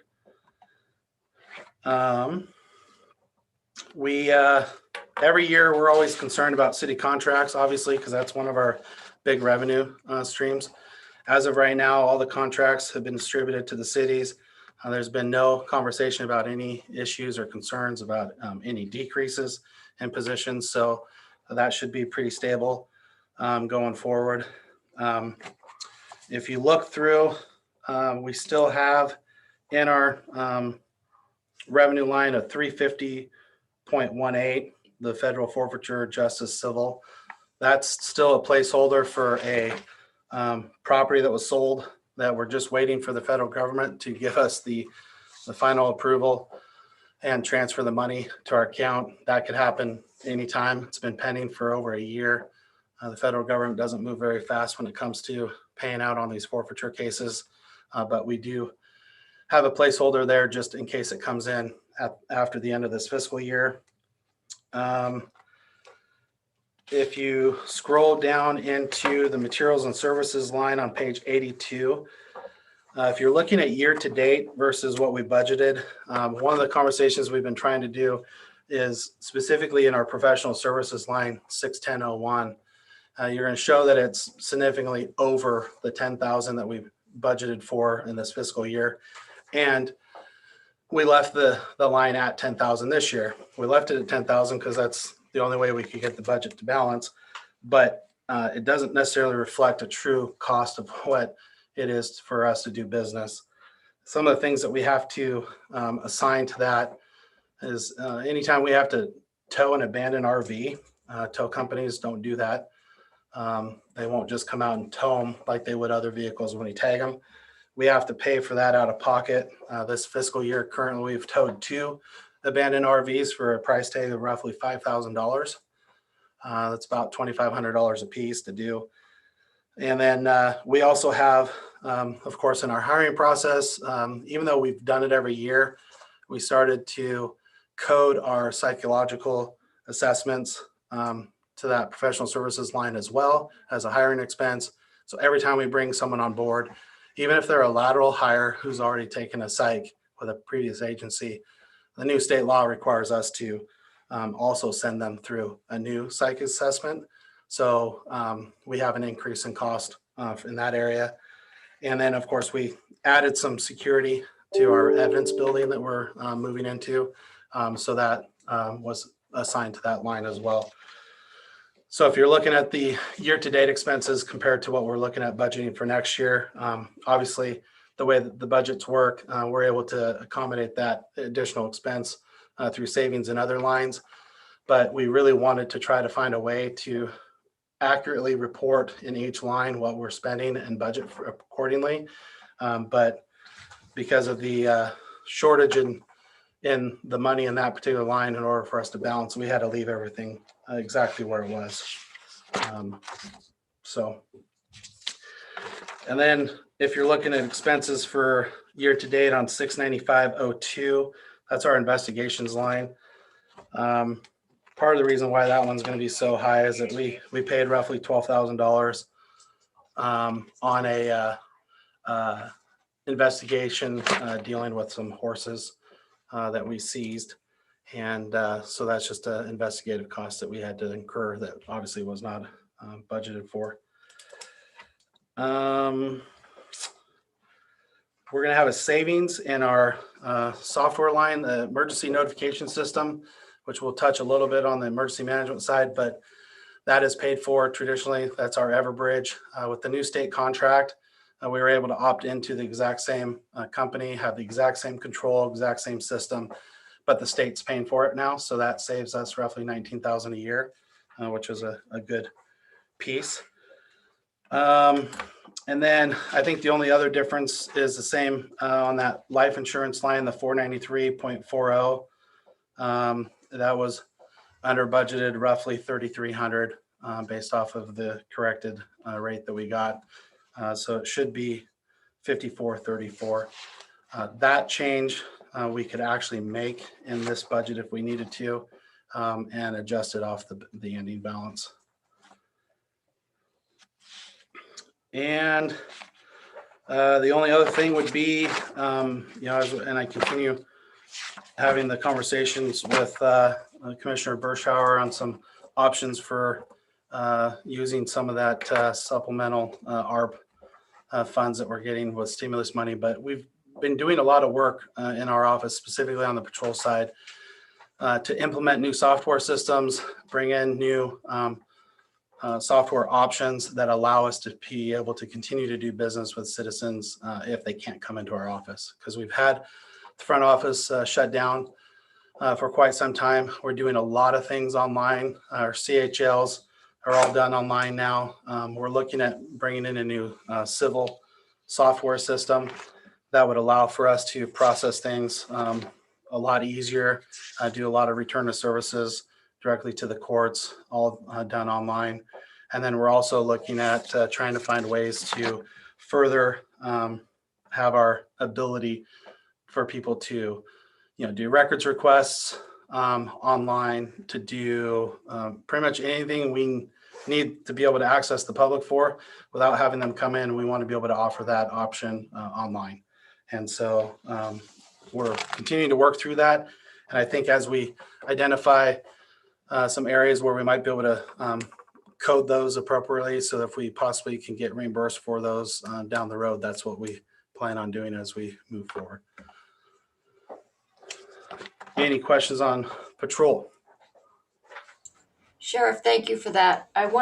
We had talked in previous years about how difficult it was to recruit people for your office, and because of the difference in pay and what it costs to actually train a new recruit. And are we getting any laterals, and where are you staffing wise? And are you seeing that it's easier to recruit officers based on the fact that perhaps they might not want to work in bigger cities? Yes, actually, what we have found since we have made that salary adjustment, we have brought in more lateral hires than we have entry level. So it is doing exactly what we've wanted it to do. We've brought in, we just hired an individual from Portland. He's got 11 years of experience. He's just started for all the right reasons. He wanted to get out of Portland, so he came down here. We brought on staff in our jail that have come from Clackamas County and Washington County, fully trained. We have individuals that have come from other cities, Sherwood. We had one come from Forest Grove. We currently have in our open recruitment process right now, we currently have 2 laterals from the city of Sherwood that are in the process that are looking at, that we're looking at picking up. So yeah, we definitely have seen a turnaround on the recruitment, and our positions that we have when we bring someone in that position. It's a 7 to 8 week turnaround on those individuals, depending on how quick they get through our training, versus bringing someone in who's entry level, who needs to go to the academy for 16 weeks and then have another full 4 months of training.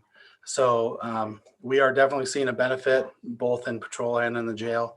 As far as our positions, the only positions we have open right now are just positions of just most recent retirees. So the benefit with that is that before we had just positions open for a long time because we weren't able to get the positions filled. Now our turnaround is probably about 3 to 4 months from the time that they retire to the time we're able to post, go through the process and try to bring someone on board. So we're in a much better position in that sense. Thank you. All right.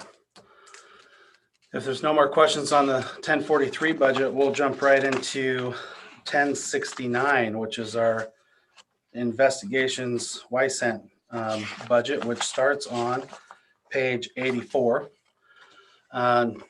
Just for background for our new budget committee member, this particular fund was the fund that we used that was 100% funded by user agencies that were part of the interagency narcotics team, and also forfeiture dollars. This team was disbanded probably 2 or 3 years ago now. And what's left of this fund is what's left of all the forfeiture dollars. So what we do every year is we just set a budget based off of what we think we are going to spend when it comes to drug enforcement investigations in our patrol division. The things that are charged to this account are all the items that are allowed under the forfeiture laws to be able to spend it on, such as training, equipment. You'll see that there's no personnel in this particular line. And the major difference this year is that we are basically applying what we have projected as the carryover balance. We are applying in some sort of expense line with the hope to spend all of these forfeiture dollars in the next fiscal year, so that we can, in essence, close this fund and let it sit there for the required amount of time until it's out of our budget book. So, any questions on this fund? All right. Okay, now let's go to court security, 1086. This one starts on page 85, I believe. You guys will probably have an add back request sitting in front of you for, I think it's a total of $106,720. In essence, in order for us to balance this particular budget, we had to eliminate our entire reserve line or reserve pool line. So how court security works is we have the 2 deputies plus 1 sergeant that are assigned, and then all the additional workload that we have in the courts and the campus safety, minus the scanning station at the front of the courthouse, which is ran by DePaul. That's supplemented by reserves. Those reserves are traditionally retired law enforcement that have come to us from either FCI or our own office. They work, 20 some hours a week, and they backfill on all the additional issues that we have, specifically our transports to and from the hub in Salem. However, in this particular budget, in order for us to be able to balance it, we had to eliminate that position. So the add back request is in essence for that money to bring back that reserve pool.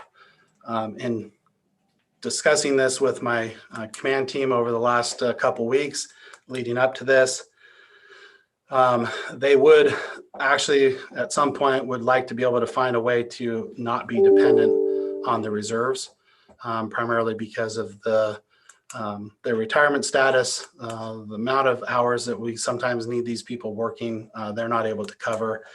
And so if we were to change that request from 106,000 to 162,828, we would in essence add 1 additional full-time court security staff in there, and we would not be dependent on reserves.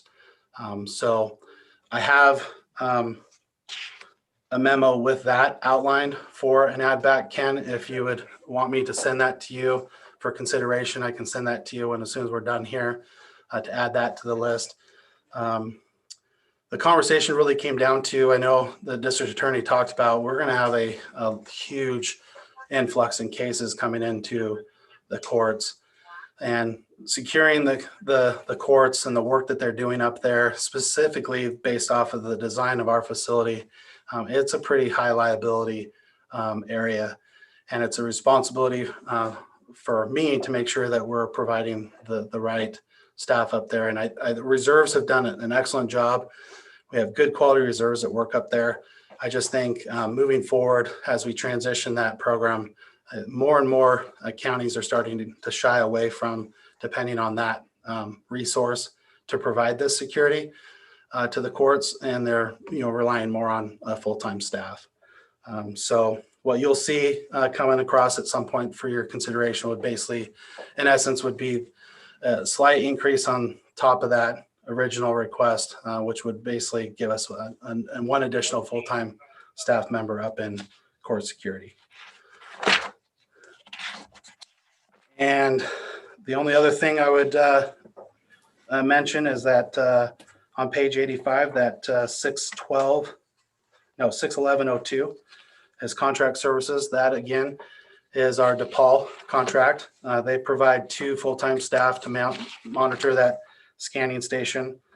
They provide about 80 hours worth of security at that post. I still believe that is a very cost-effective way to manage that front door of the entry of our courthouse. They do a really good job, and it's very little in cost when it comes to personnel, because we would not be able to man that position with 2 full-time staff for $95,000 or $96,000 a year. So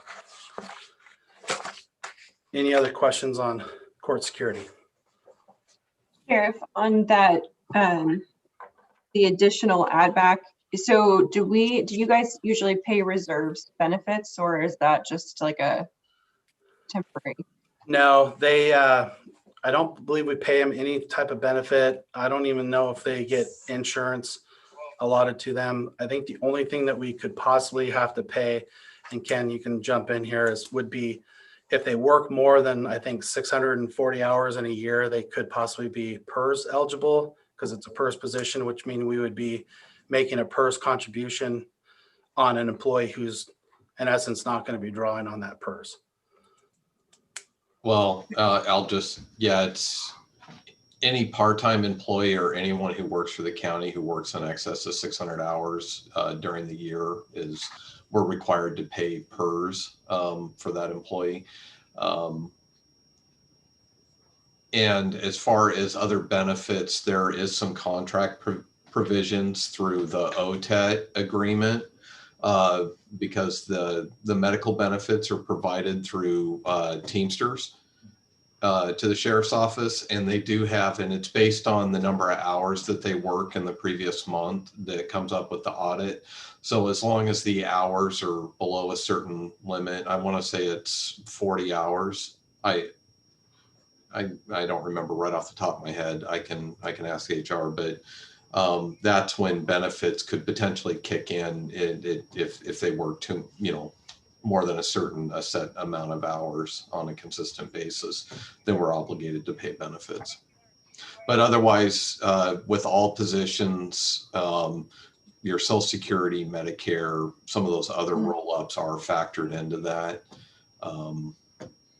However, the one question that I have in my mind, and it's something that the sheriff and I can have some conversations about too, but even though the rules are set to sunset, but there were some PERS revisions, and as far as the hours limitations for those working after retirement, so that are no longer in play, and so that kind of creates some questions. It's unique because when you have court security officers retired under police and fire who are coming back to work, it's kind of a complicated, there's a lot of complicating factors involved in determining their actual benefit package. Okay, I guess I would be concerned to see if there's a supplemental memo coming, what are the roll-up costs? What's in terms of bringing on a full-time additional? So that 162,828 would, in essence, that covers a full-time corrections deputy, which would be a top step position. And we budgeted a top step because we'll backfill in the jail if we hire for this as low as we possibly can. But the person that's probably going to fill that position would probably be a veteran within our office. And then it includes the full insurance and roll-ups. So it'd be like the same as the equivalent of a one full-time employee, which would be incentive pay and insurance is the only difference between, that's what that additional 40 or 50,000 would be. Okay, thank you. Sheriff, this is Mary. I was wondering, you said that you'd rather use DePaul, or rather use them instead of reserve officers. Are we not having anybody step up? Do we have a shortage of reserve officers who would be willing to do that job? Well, I can tell you that, yeah, well, number one, it's harder for us to find people who are retiring that want to come back and work in court security to do that job.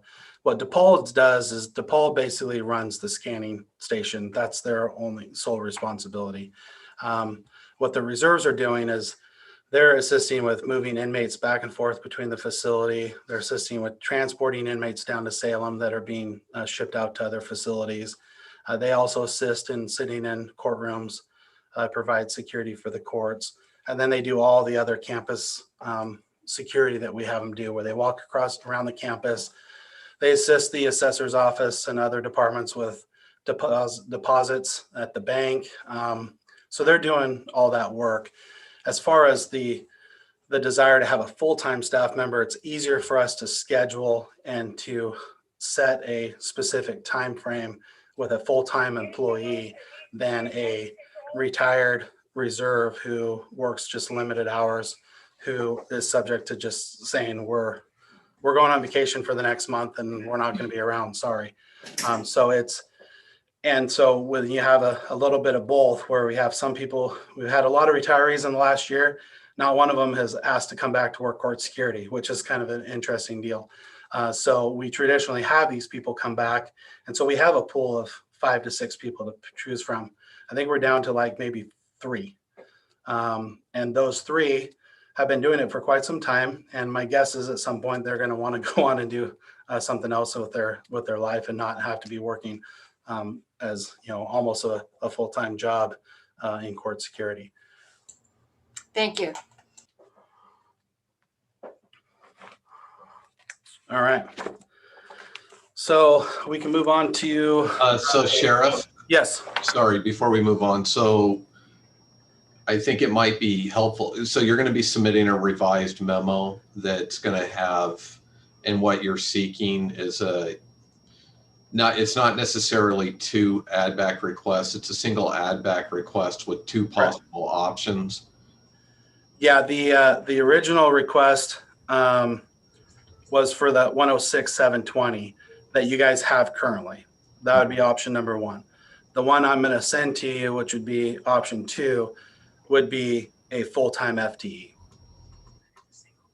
And so I can put it on one memo, or I can just send a secondary add back request, which is for a full FTE, and then whichever one you guys choose you want to accept, that would be the memo you guys keep. I think in the spirit of maybe simplifying, record and what's being requested, I think it might be helpful to have a single memo with 2 options highlighted, and then we would present that as part of the deliberation list for tomorrow. Yep, nope, we'll send that over as soon as we're done here. Perfect. All right, so our next budget is going to be the 10163 radio system, which is on page 86.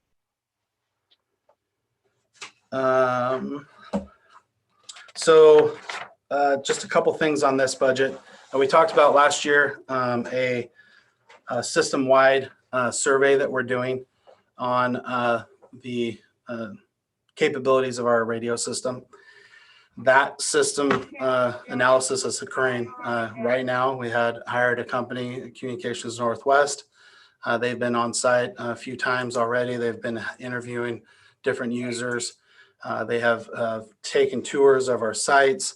Their plan is to have that entire project wrapped up by the end of June, based off the contract that they signed.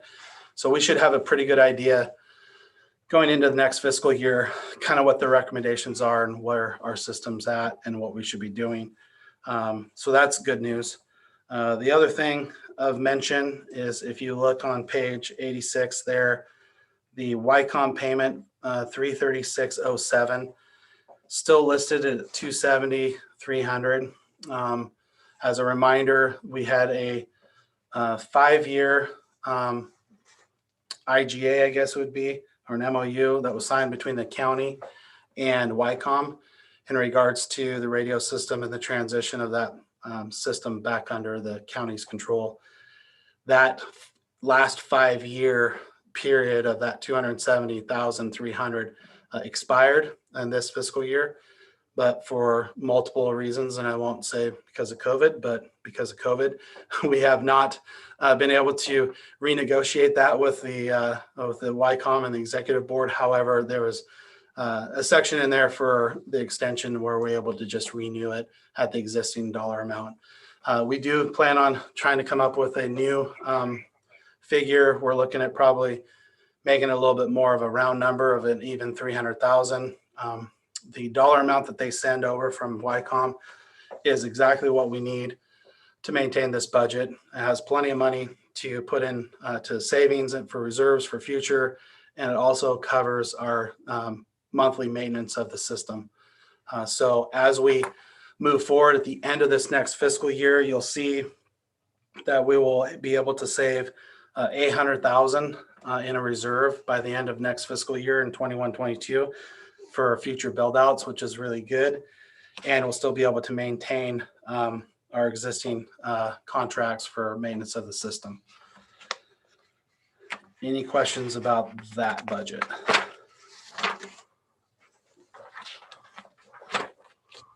All right. Sheriff, this is Yes. Casey. I know that there's been some conversations about tag teaming tower use with Online Northwest. Would this budget reflect any of that, or is it really just a like increased operational capacity kind of thing? Yeah, so this budget, the only piece that I could say would possibly tie into that would be any type of reserves that we may be keeping for capital projects moving forward.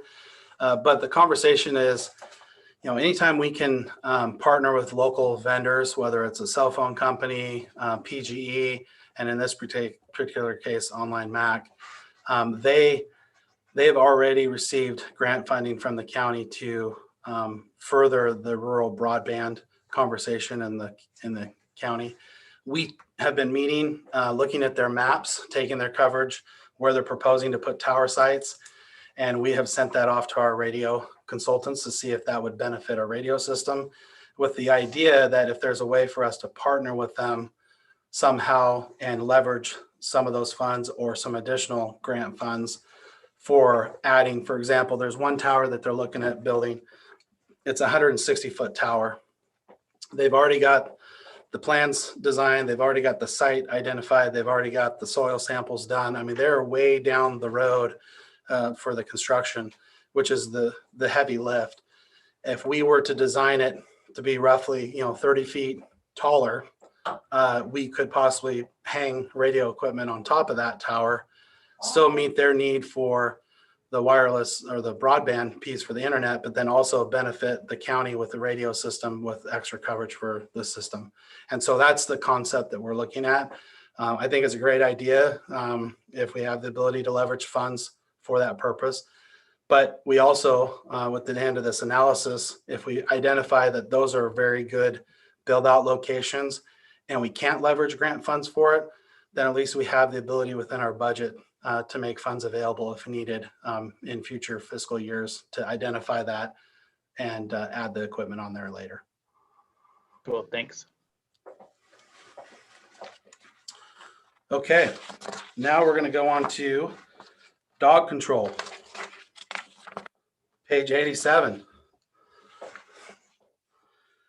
Okay, so any questions about dog control? So as you know, we continue the kennel contract with Homeward Bound. We've also extended that contract, so now they're starting to do pretty much all of our day-to-day licensing, renewals, all that good stuff. Seems to be working really, really good. Our current contract runs through June of 2022, so we've got the rates locked in for quite some time. The memo that you guys will have in your packets is our annual trust report that we're required to do. So in this particular fiscal year, the only draw on that line or that revenue is the $30,000 for the contract with Homeward Bound for the care of the dogs. So you'll see that in your memo. And I think the only other thing to say with this is that we've been able to successfully transition to the new Helion software, which is helping us tremendously with tracking of dogs and the owners.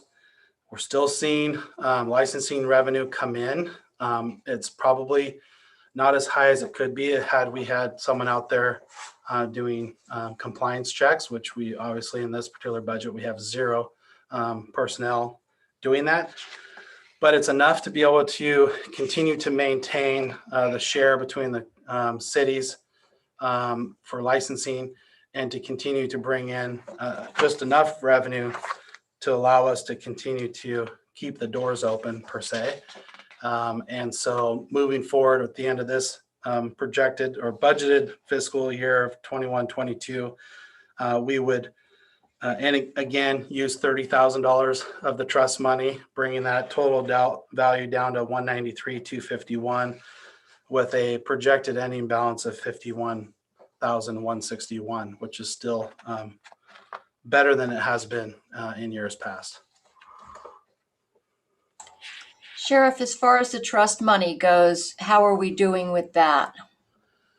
So right now, the only dollars that we could apply to that is roughly $30,000 a year. So we have $223,251 right now, and we can deduct $30,000. So if we do $30,000 a year, quick math, whatever 193,000 divided by 30 is. Ken, you're the budget guy. So we should be good on that piece. And what that does is that allows us to basically pay Homeward Bound to have kennel space available if we have a dog. All of the other things that Homeward Bound is doing for us, the running of the licensing, having staff on site to answer phone calls, to send out mailers, postcard reminders, all of that business stuff has to be paid for out of additional revenue. And so far, there's enough revenue coming in to cover all those expenses. Because Homeward Bound continues to have the medical expenses for injured and sick animals. How are you factoring in Angel Fund, and how is some of that working with what they need? Yeah, so the Angel Fund, we don't use any of that fund for ours. If we have a dog that's in our possession during the time that they're there, if there's a medical expense associated with a dog, we will pay for that medical expense. We can pay that out of this trust fund. We've had that happen recently within the last year. The issue that Homeward Bound's coming up with is that the way that the contract reads is the moment we sign that dog over to them, it now becomes their expense. And we don't have a mechanism in our budget or in our fund to transfer the trust funds to Homeward Bound for those expenses, because the trust fund is specific to dogs, care and maintenance under the county's control. So once the dog's signed over to Homeward Bound, it's no longer under our control. So as far as them being able to sustain ongoing care of an animal that's in their care and then becomes their responsibility, is there a way that there can be some maneuvering to allow for that cost to be borne by the county for as long as possible? That would be up to the board if they wanted to add money to the fund. I don't think the fund, our dog control budget would be able to account for that for too long, I should say. I mean, it is an option. The issue comes down to is that this fund is 0 general fund dollars. It is all revenue. And so if the moment that the revenue dries up or the licensing renewals go away, then at some point the fund will run out of money. So yeah, if there could be, if the county wanted to add a $15,000 medical expense line in our dog control budget, the issue is going to be, how do we spend that on Homeward Bound? It would almost be a donation or a grant given from the county to Homeward Bound for that specific purpose, because I don't know budget wise if it would be good practice for us to be paying medical bills for dogs owned by a nonprofit if it's not associated to the fund. So then what we could do is respond to their request for more money that would then go to take care of those medical cases Correct. directly to them. Okay, thanks. Commissioner Stara, do we have a dollar amount figure from them, or is it just an ongoing? Looking at their request, They do have a request in the packet in your binder. yeah, they pretty much do every year, and there's typically they've called out the need for those medical expenses, and then also for additional things. One time it was spay neuter clinic, and so that's pretty much ongoing. But now that the way it's set up is it goes from us to them, they assume all the liability for an animal they now have to go ahead and take care of. And there is no end, like there's no cutoff date, as long as it's in their care and it hasn't been adopted. So we'll probably talk about that tomorrow. Okay, yeah, I was just wondering if there was a shift with this contract that they're now seeing a new increase that is substantial, where they can point to a dollar figure. But okay, thank you. Thank you. And seeing how it was thrown to me for the question, you have on the rate of what you've got budgeted and what you have remaining, you just have just over 6 years before you'll have that spent. So on the trust fund. Sheriff Swenson? Yes. Can I ask a question about the sheriff's budget? I kind of had to think about my question a little bit, and I know we're going back onto a budget we've covered, but can you explain to me, because I don't know, there's entries for sheriff sales, and they come in each year, and it looks like the year-to-date actual at this point is 0. Is there a particular time, like how these funds move? Are they once a year? And can you help me a little bit to understand the program? Yep. So that is our in and out for any house that's forfeited and sold basically on the footsteps of the sheriff's office. So there's a civil process for if a bank forecloses on a home and they're going to sell it for $300,000. We process that entire all the paperwork. We assist with the sales of the home, and then we bring in that $300,000. Then we turn right around and cut a check to the bank for the $300,000. So it's an in and out, just a procedural thing it's a civil process. And so you'll see that that 2 million or 2.5 million that we have listed as revenue, there's a sheriff's sale expense line that matches. There is, they're identical. They're identical. It's just an in and out. We haven't seen anything in the last year because of the moratorium on foreclosures. Okay, We haven't makes had sense. almost no sales in the state of Oregon, but we anticipate that going up. But yeah, that number has fluctuated anywhere between 2 million to, I think 1 year we had a budget close to 10 million on the number of foreclosures that are coming in. But it's not a revenue that we actually get to see because it just comes in and then we turn right around and cut a check and it goes right back out. Okay, thank you. Yep.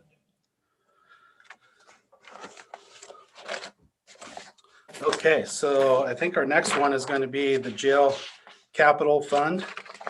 That is going to be on page 89, 4041. So as I mentioned before, we have completed the large jail camera upgrade. We got a brand new control system, control panel, new cameras, new intercoms. It's working really good. At some point, we will be conducting a tour, hopefully for the board, and we can show you some of the improvements that system has brought to us. So you'll see is just our generic capital project requests. These are additional projects that we've had for quite some time that are just things that we have on a list, on a checkoff list that we need to address at some point in our facility. And they have some dollars assigned to it. And so this particular fund, as you'll know, has got primarily the only revenue for this line at this particular point is money that is transferred in from the 1145. And then there are some payments that go right back out for the interloan fund payment based off of the camera project. But other than that, this is the fund that at some point we'll need to have some sort of a global conversation on how or if we're going to be putting any more funds into this line for capital projects in the facility. Traditionally, this is where all the money came from Benton County on the bed rentals, but that is not an option anymore. And so the big heavy lift that we had was that camera system. And so I'm thankful for the support that the board has had for that over the last few years. And Ken worked really hard on trying to find creative ways for us to be able to find ways to get the funds into that budget so that we were able to complete that project. So I appreciate the work that you guys did to get that to where it's at. And it's working exactly how we want it to. So now the question is going to be that facility as a whole is going to need some improvements over the next few years. It's an aging facility. It's right in the middle of its lifespan expectancy, I would say. We're probably got a good 20, 25 years left on that facility before we need to have some conversations on some major improvements. But continue to work with county maintenance with Joe on different ideas for some additional funding sources. But as you'll see, a lot of these things that are on this list are just little minor things, but they go a long ways for improving the workability in that facility. And a lot of it has to do with ADA and some different compliance requirements when it comes to AICs. So any questions on jail capital? I do have a question. Oh, sorry. Sorry, didn't mean to interrupt. I have a question. So previously there was no entries for jail supplies, and now it's 53,000. Is this what's outlined in the memo? Is that the total for that? I didn't add them up. Or is it's just that we just throw random numbers in there based off of the dollars that we have available to us, with the understanding that at some point that 53,481, we would use that to help pay for some of these projects that we have, whether it's if we need to buy new mattresses, that could fall under a jail supply. If we're looking at doing the window tinting and lighting, we don't know exactly what the final quote's going to be. That would be where we would code some of that work too. okay, so that's a newer practice since it didn't come up in the other. So the reason why there's zero in there from last year is that we had one project that we did, and it was a $1.6 million basically professional service contract through a contract vendor to come in to do the work.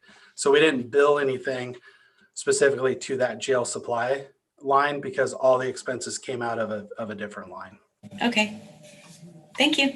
Mm-hmm. So Sheriff, this is Casey. So I assume that's also, so we've got a beginning balance of 118,509 or projected, but we also have a year-to-date actual of 667,000. Is that because you're still using the money and spending it on the security project? Yes, that we've made the final payments on that project already.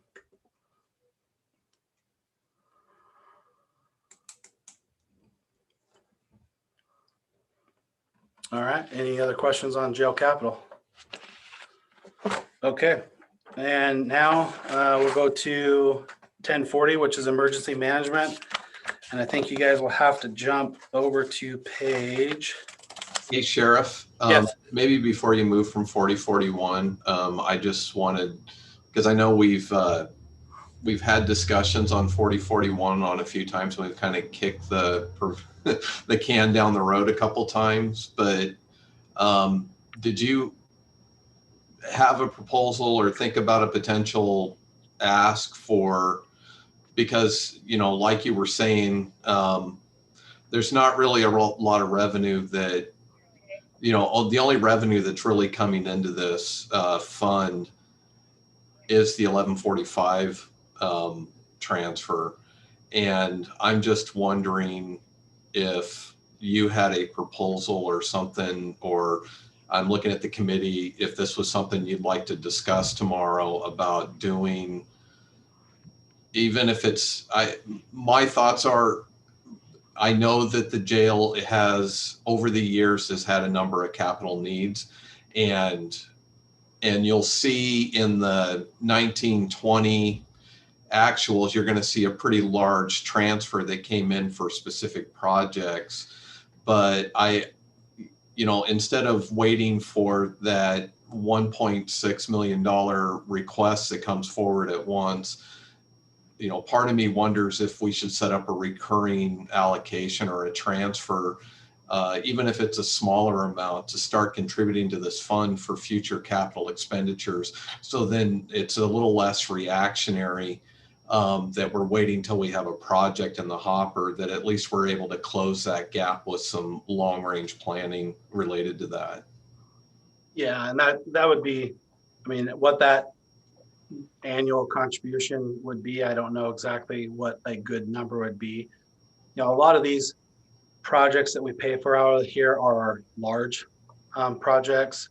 You know, most of the daily maintenance of the facility, you know, the water, lights, electricity, you know, all the you know, replacement of you know, the toilet paper and all the supplies that we use in the facility on a daily basis is all covered under the maintenance. But, you know, we have two or three industrial size washer and dryer units right now that we use to do all the laundry. They're like 15, 18 years old. They're on their last leg.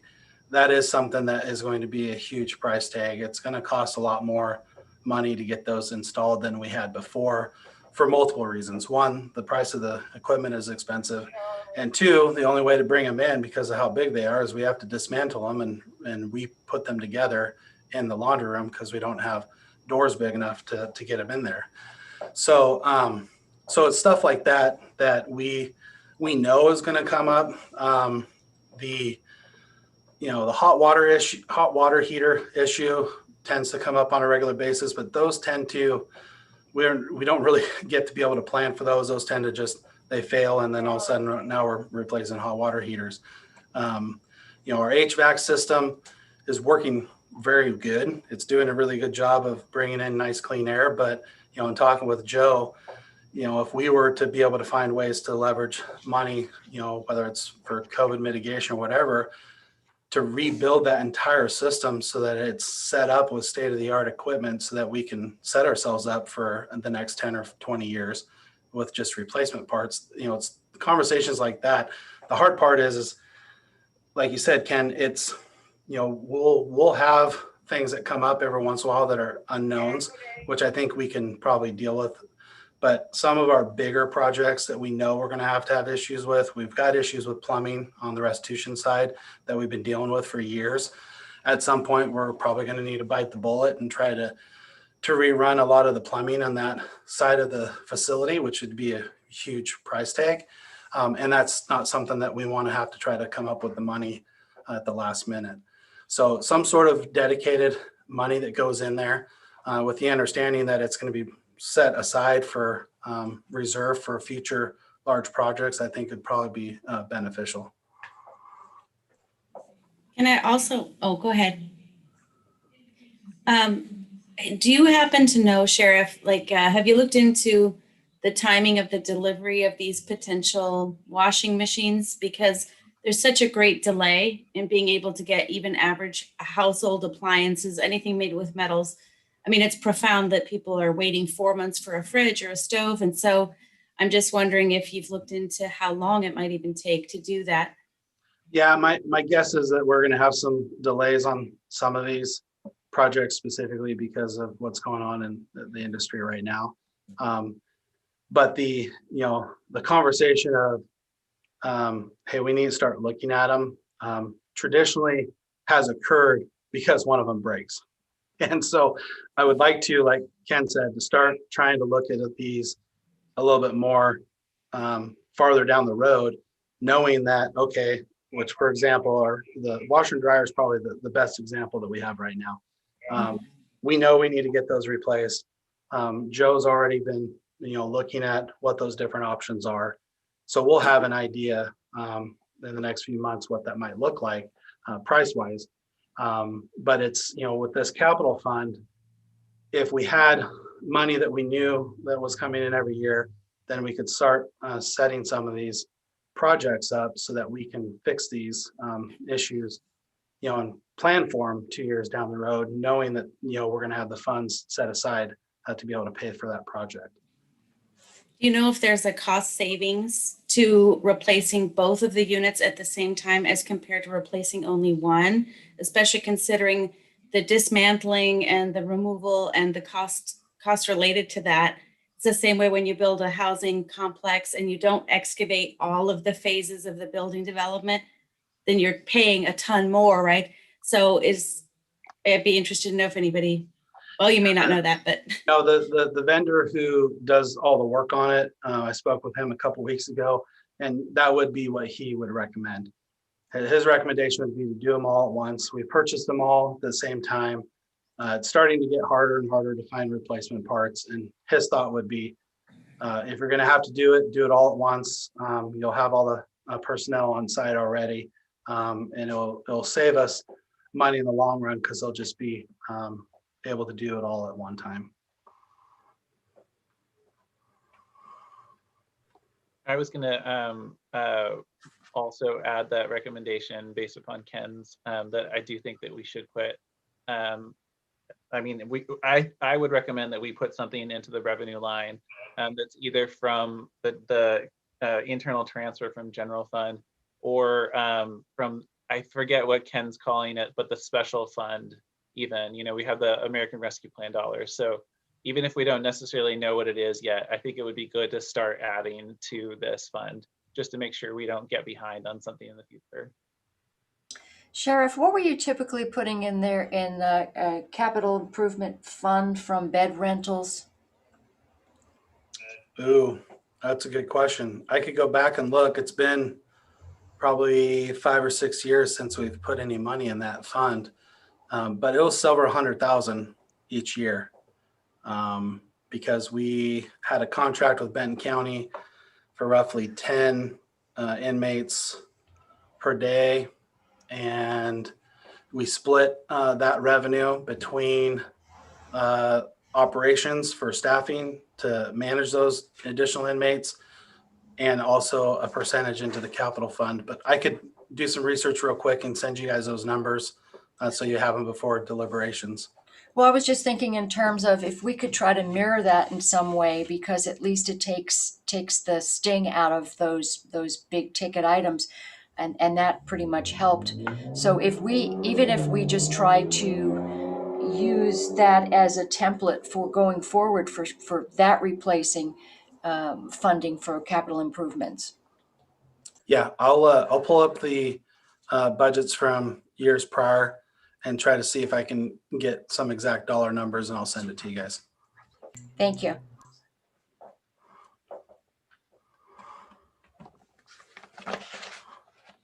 All right.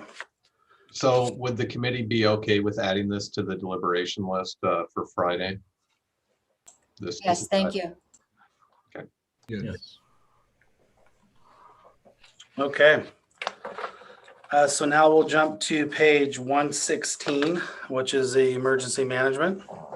You will see that we have a change in our FTE in our personnel line.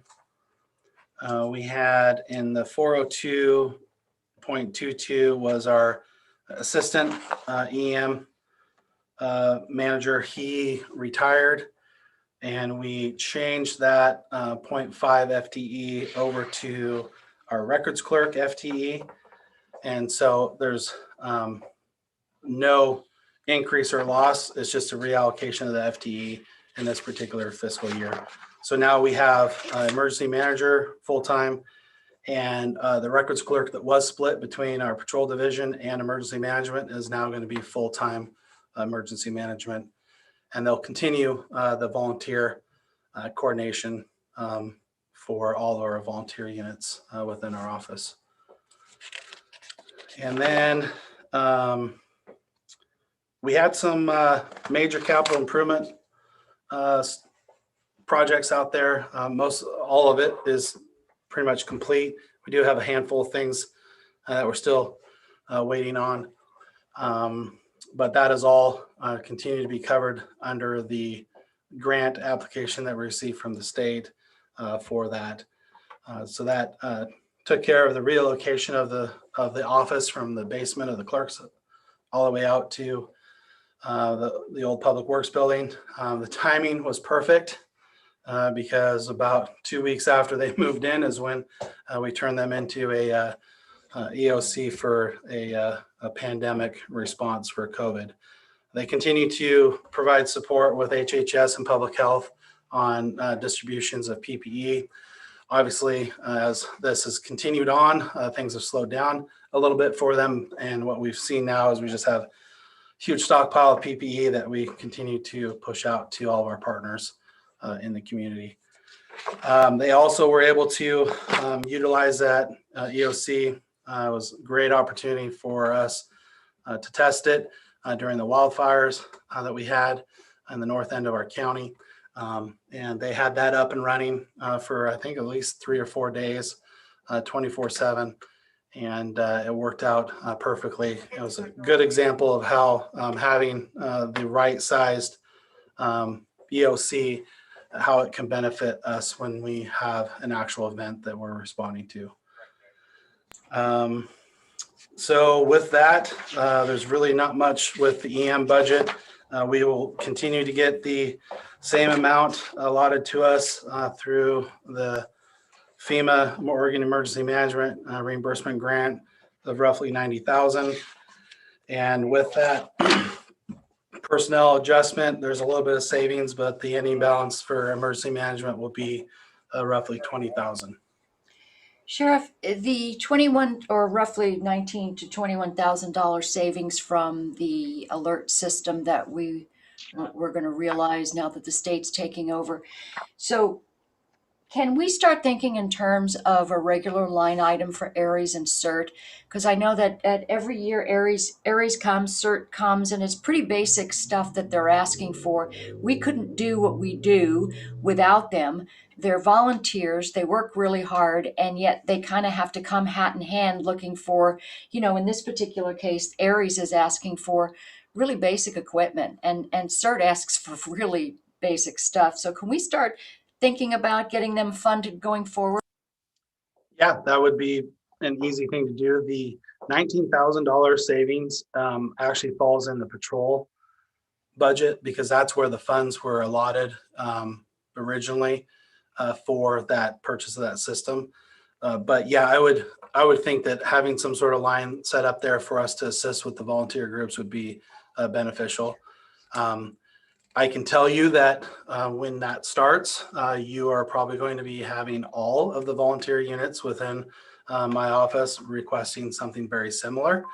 And so that's obviously something that I can find ways to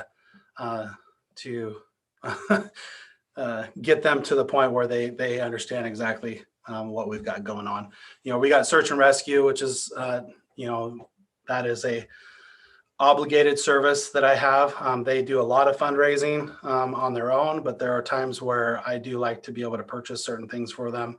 And it's the same type of thing. It's not anything really big. It's just, uniforms or jackets. Our volunteer response units the same way. They try to raise money every year. We just because of the way our budget is set up and the way we run business is that haven't had the ability to earmark funds specifically for that because we're barely able to break even with our other personnel costs. But yes, I agree that would be something moving forward that would be easy to do. It would just be a matter of making sure that we have available funds to be able to dedicate it in that line. Thank you.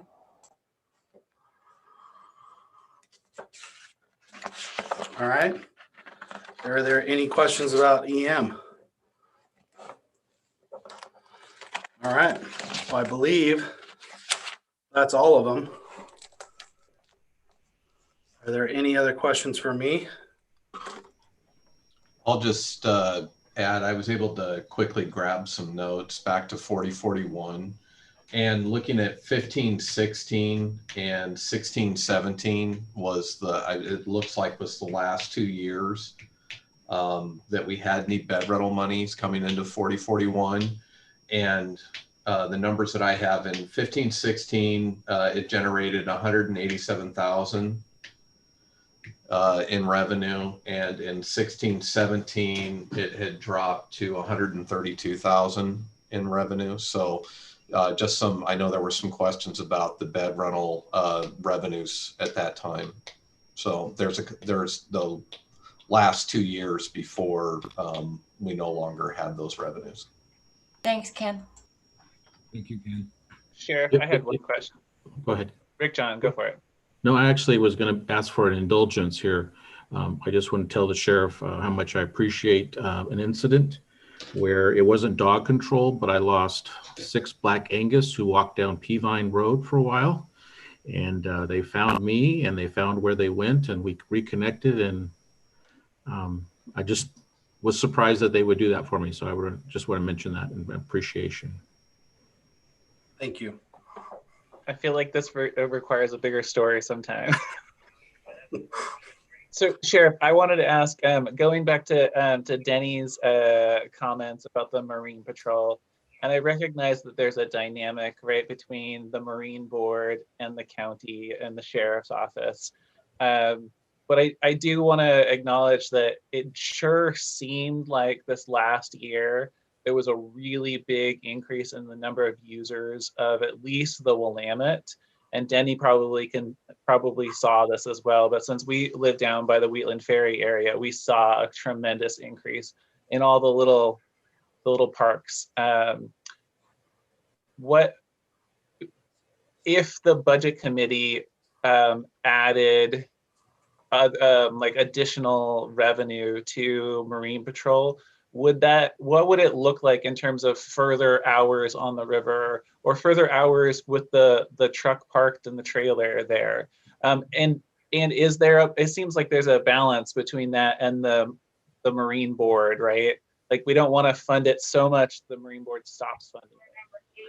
Yeah, no, I appreciate that. Yeah, I would have to sit down and crunch a little bit of numbers and talk with some of my staff. I think what you would see is with our Marine program being seasonal as it is, the hard part is you would think you would have people that you could just get to that want to go out on the river all day and get paid for it. But they also have lives and they want to do other things during the summer, which is our busy time of the year. And, we traditionally need to have people out there on the weekends during the day. So it gets hard getting seasonal staff that want to do the work. We have a handful that do that. When we've talked before with the Marine Board, some of the conversations we had with them is that, we are trying to find ways to, I believe our program needs to be more than just what we would consider seasonal and maybe have the ability to have at least one full-time Marine deputy on staff. And what that would do is it would allow for you to always have a full-time staff member. This is their job. They're already scheduled to work, 4 days a week, 5 days a week already. We could schedule them out on the river during the heavy times. During the off season, there's a ton of work that they are able to do with the Marine Board. And I think that if we were to have that conversation with the Marine Board about that possibility, that I could see where you would see them offering up or trying to find ways to offer up some additional funds, or that what they would request is that all of their allocation be put towards the seasonal staff, and then the county discretionary allocation would be put towards the full-time member, if that makes sense. Thank you. Sheriff, I was under the impression that the Marine Board, there was some legislation that passed where now they're charging people to, have the water skier, there's new license requirements and all that kind of stuff, and that was supposed to boost this funding. Is that not happening? No. Yeah, so so we had our briefing from the Marine Board 2 weeks ago at our spring conference. The funding that they have that comes in, unfortunately, the way the Marine Board is set up, it's a state agency. A lot of that expense is borne in Salem on overhead for running the agency. There is a small increase in revenue that they're seeing, and some of these new fees that they're trying to charge that they're bringing into some of the programs. But what we're not seeing is these huge increases. I think we actually are seeing like maybe $2,000 more in allocation this year than we did last year as part of that increase. And where our biggest issue is what we would consider our non-motorized. All the people who are out there recreating, that are on the beach, that are on the side of the river, that are participating with recreation, that are taking up our staff time, taking up our marine program time, are not paying the gas tax or the registration fees for the motorized recreational sports. They are non-motorized, but we're still having to respond to assist in taking care of those services. And so that is an unforeseen expense that we're starting to see. And as Commissioner Kula said, this last year we saw a huge increase, primarily because last summer there was nothing for anybody to do. And so they all went down to the river. They all, took money and bought themselves wave runners and don't know what they're doing. And they're out there running around causing problems. And so that is an unforeseen result that we couldn't plan for. And then bottom line is we only have limited resources to be able to apply for it, to put towards that. So yeah, it's a much larger issue at the state level as far as how they need to fund these programs moving forward, but they are completely 100% fee-based, and they continue to raise their fees. And I believe they need to come up with a way to address the non-motorized sporting, because those who own boats, who are already paying a huge registration fee, they're already paying huge gas tax, they're paying for their share out on the river. It's the non-motorized population that needs to figure out a way to start paying for their services.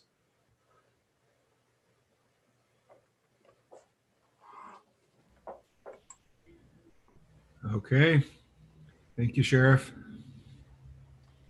Appreciate your time. All right, thank you. We'll see you guys tomorrow. Okay. Thanks a lot, Sheriff. Thank you.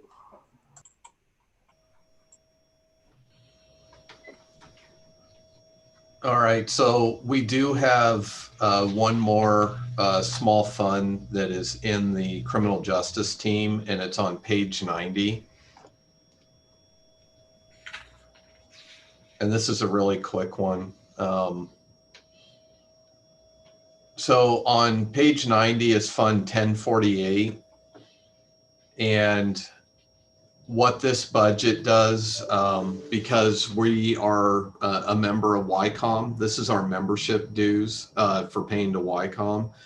And we have a number that we put in here, trying to do our best to guess what the YCOM board is going to set as the increase, or what our dues are going to be for next year. And they're still in as also I'm the budget officer for YCOM. I assist them with that. The budget meeting is scheduled for next week, so we don't have an actual number on that. And we typically we'll adjust this number prior to adoption to reflect what our dues are going to be for next year. But we pay, this doesn't come directly from the sheriff. The sheriff is, Public Works also utilizes YCOM and community corrections and and so the county, we have this fund set up for paying for our membership dues in YCOM. So, and we have that set for 734,000. You don't see a revenue line because again, this is another one we balanced to 1002. It's fully funded with general fund monies. So, any questions on that one? The only thing, Ken, I have a question about is where does it, if we're looking at the discretionary allocation table, where does it show up? It should be the allocation is on the criminal justice team. I'm talking until I pull open the table and you'll see 10 Oh, I got it. Dispatch. Yeah, dispatch. Thank you. Yep.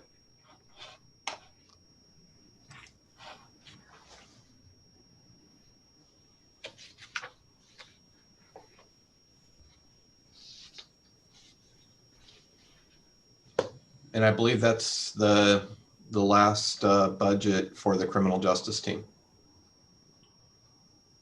All right. Is there anything else? We got, what, a couple minutes. We just break for lunch and pick back up. All right. So let's adjourn until 1:30 and we'll meet back. Thanks. Thank you. Thank you, Chair.